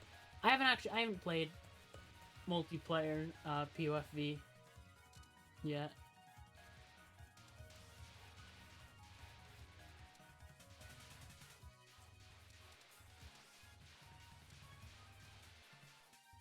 I've only played single player. Which multiplayer does seem interesting. Seems way more interesting than hoping your opponent dies the whole time.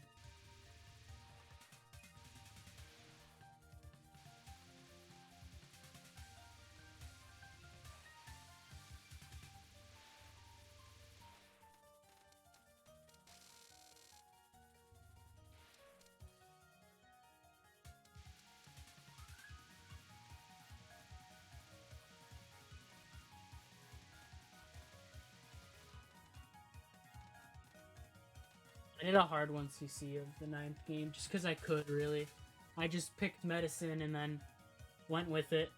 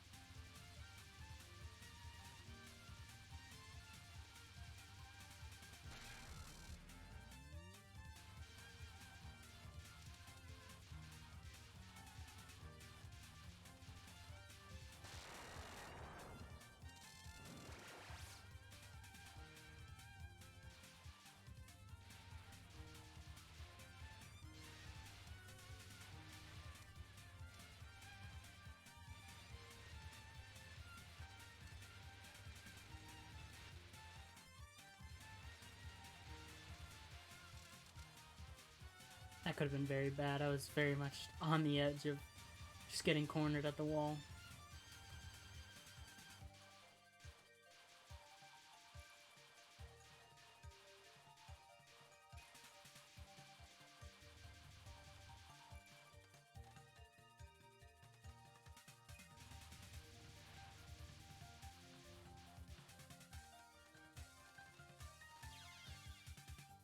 Books are so mean to me with Marisa A.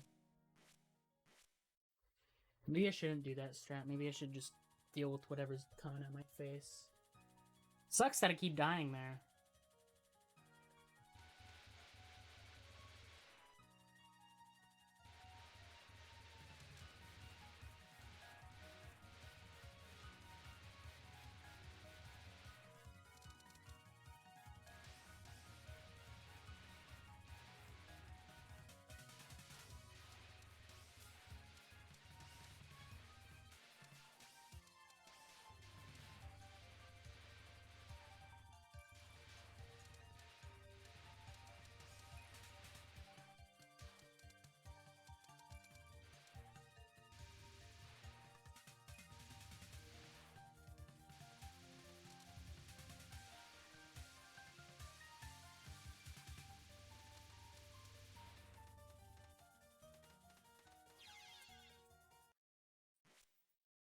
Reimu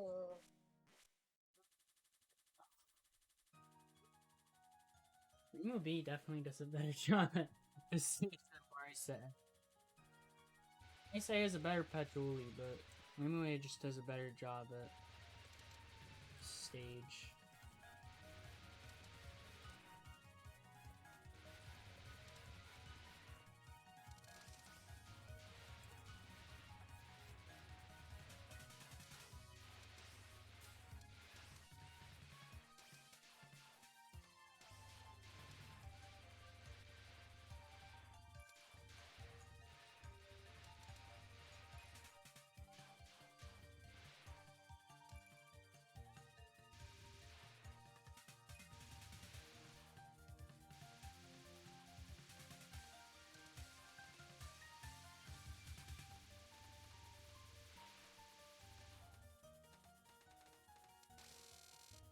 It's the most worthless power cancel I've ever done.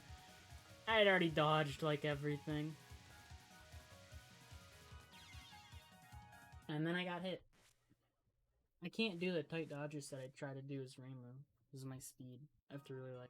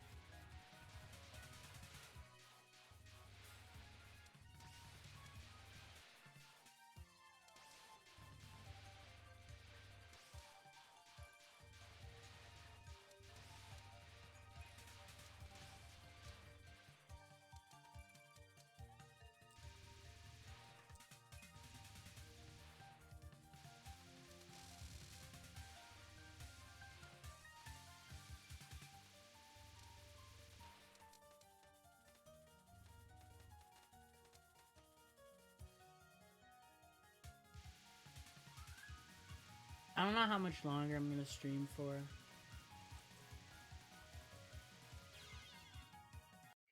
Especially when I keep messing up like that.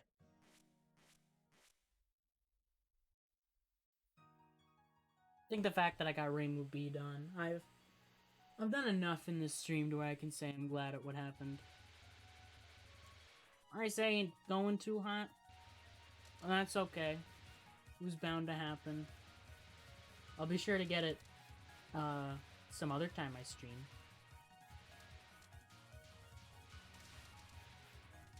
Probably tomorrow. I got nothing going on tomorrow. Why not?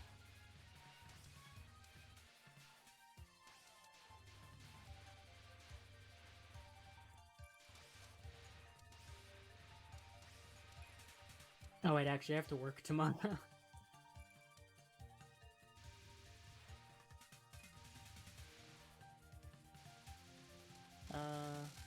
Yeah, maybe not tomorrow.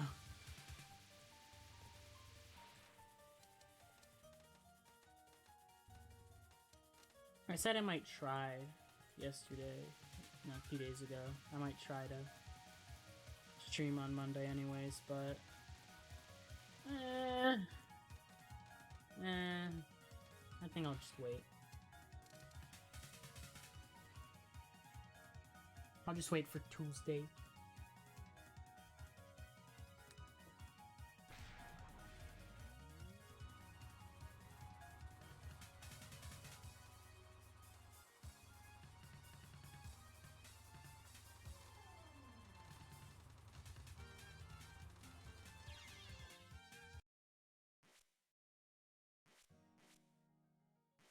Damn this game. I want to fight Flaw Dragon. That's what I'll do. I'll get at least one more attempt to Flan.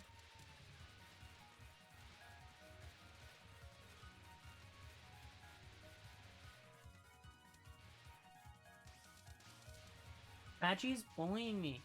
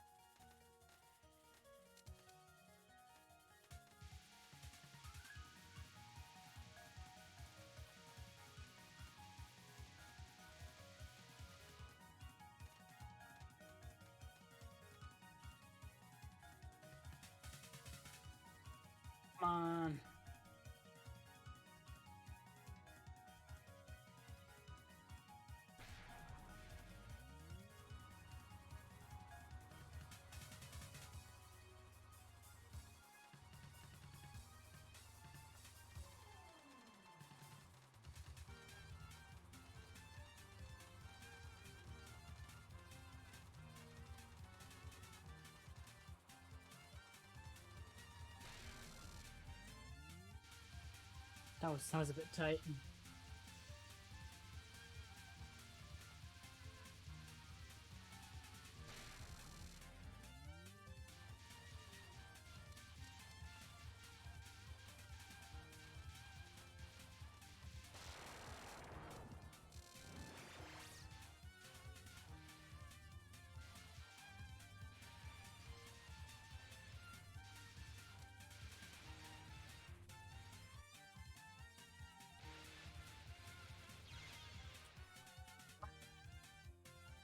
To be honest, I was itching my eye, and so I was looking away at the screen, itching my eye with my right hand as I was streaming.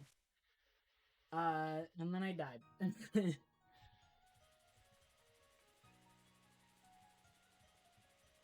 Unfortunate.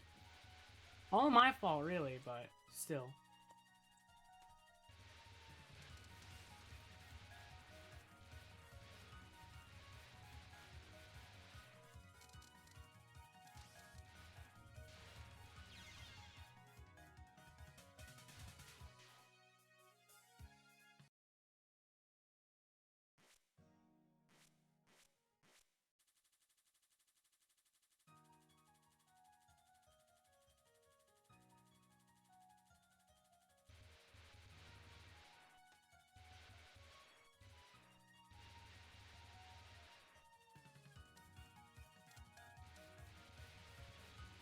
PCB extra where extra always has the the point of collection.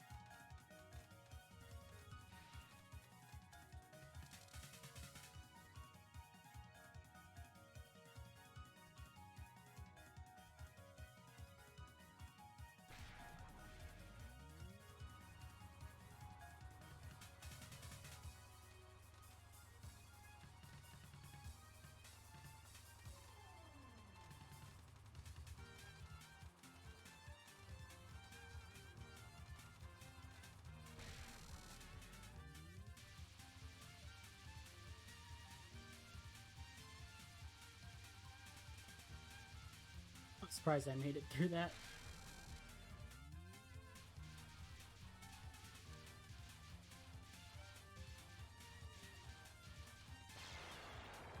You touch nothing.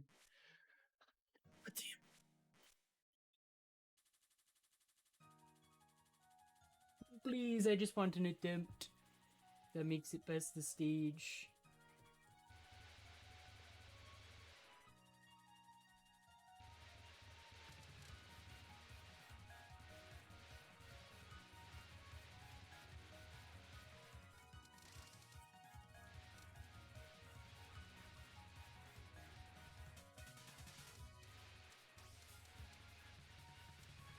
Oops. Oh, okay. Forgot about you.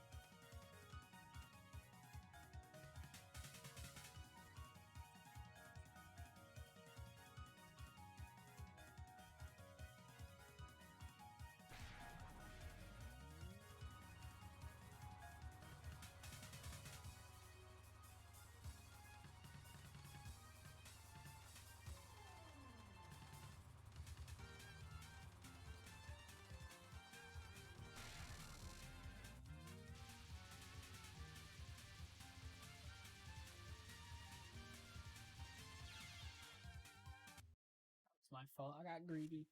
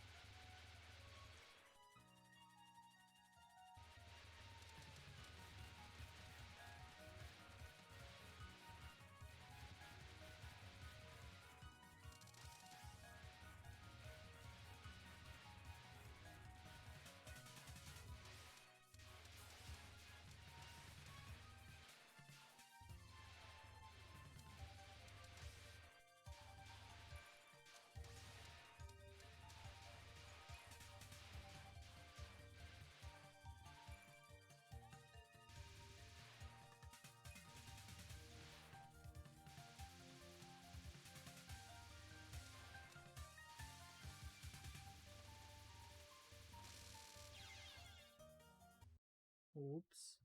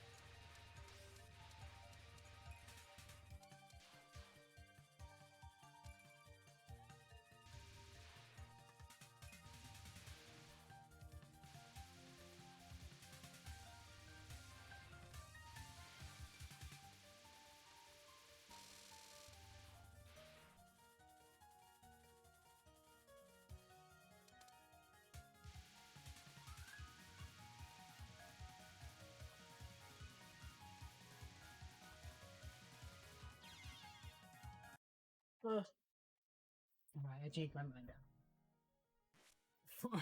4 more minutes of it. When my clock strikes 4:40.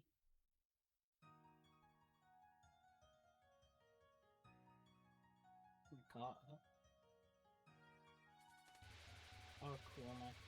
My audio. Wait, no.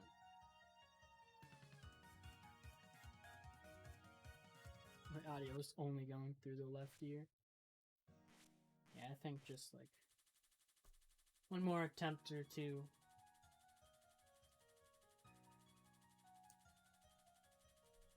And I'm gonna call it quits from there.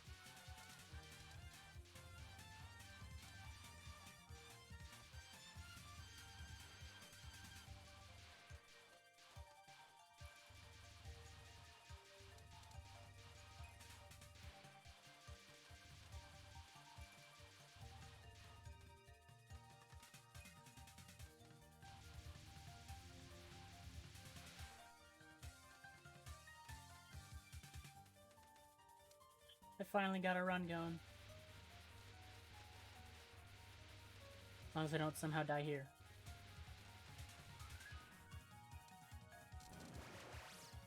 Alright, there we go, there we go.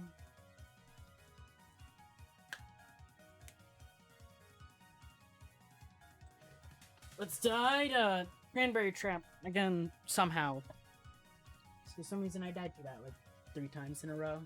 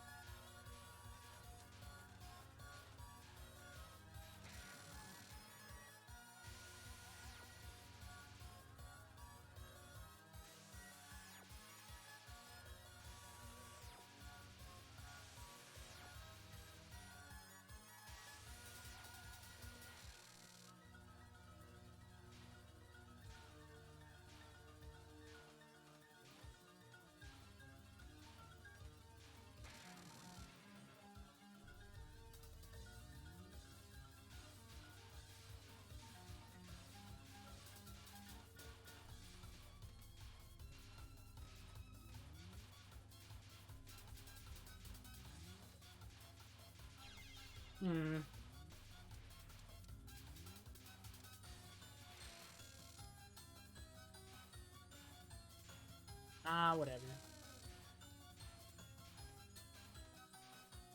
That's fine, that's fine. I'll just finish the run and then call it for today.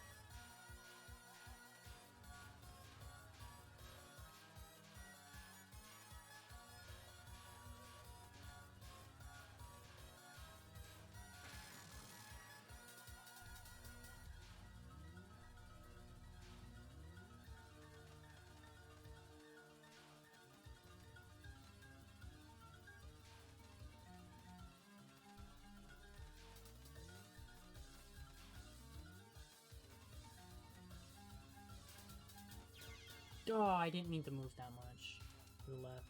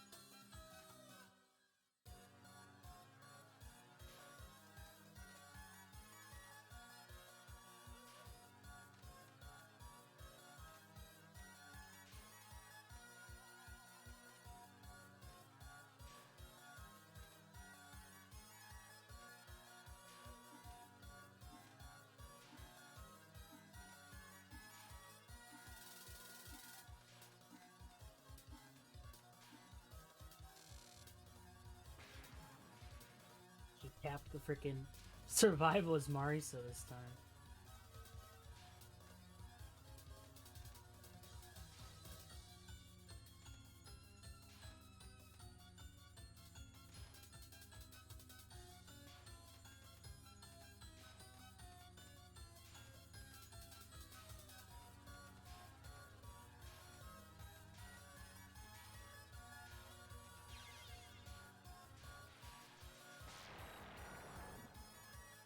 Alright.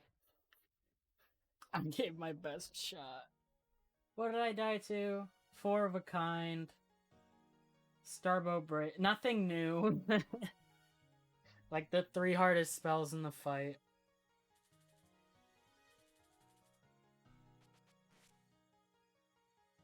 I had some pretty good runs as Marisa A today. I had some not so good ones. I just need to train up, I guess.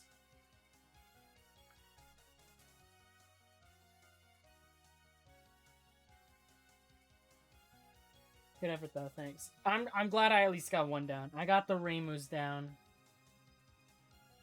Next time I play, I should hopefully be able to do Marisa A. And then it's just Marisa B left.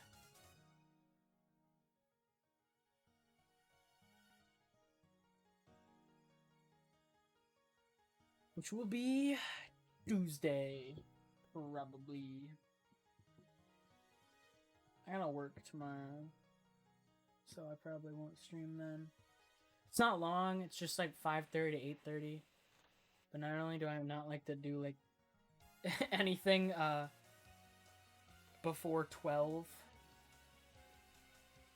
but I also I don't know, if I have to like work on it on some day, I just don't feel like doing stuff.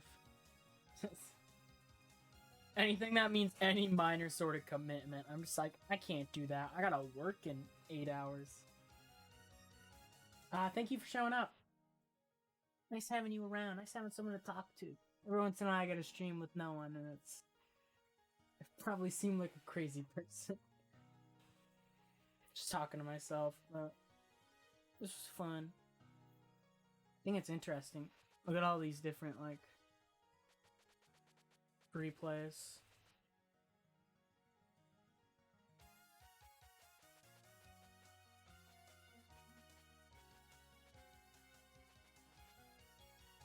First one all the way to the most recent. It's been 3 months since my hard one CC. Oh. Well, Lunatic will be in like another month. Yeah, thank you for showing up. Yeah. Anyone else that showed up, I hope you enjoyed. As I said, I will probably be streaming on Tuesday at some point. It'll be more of this.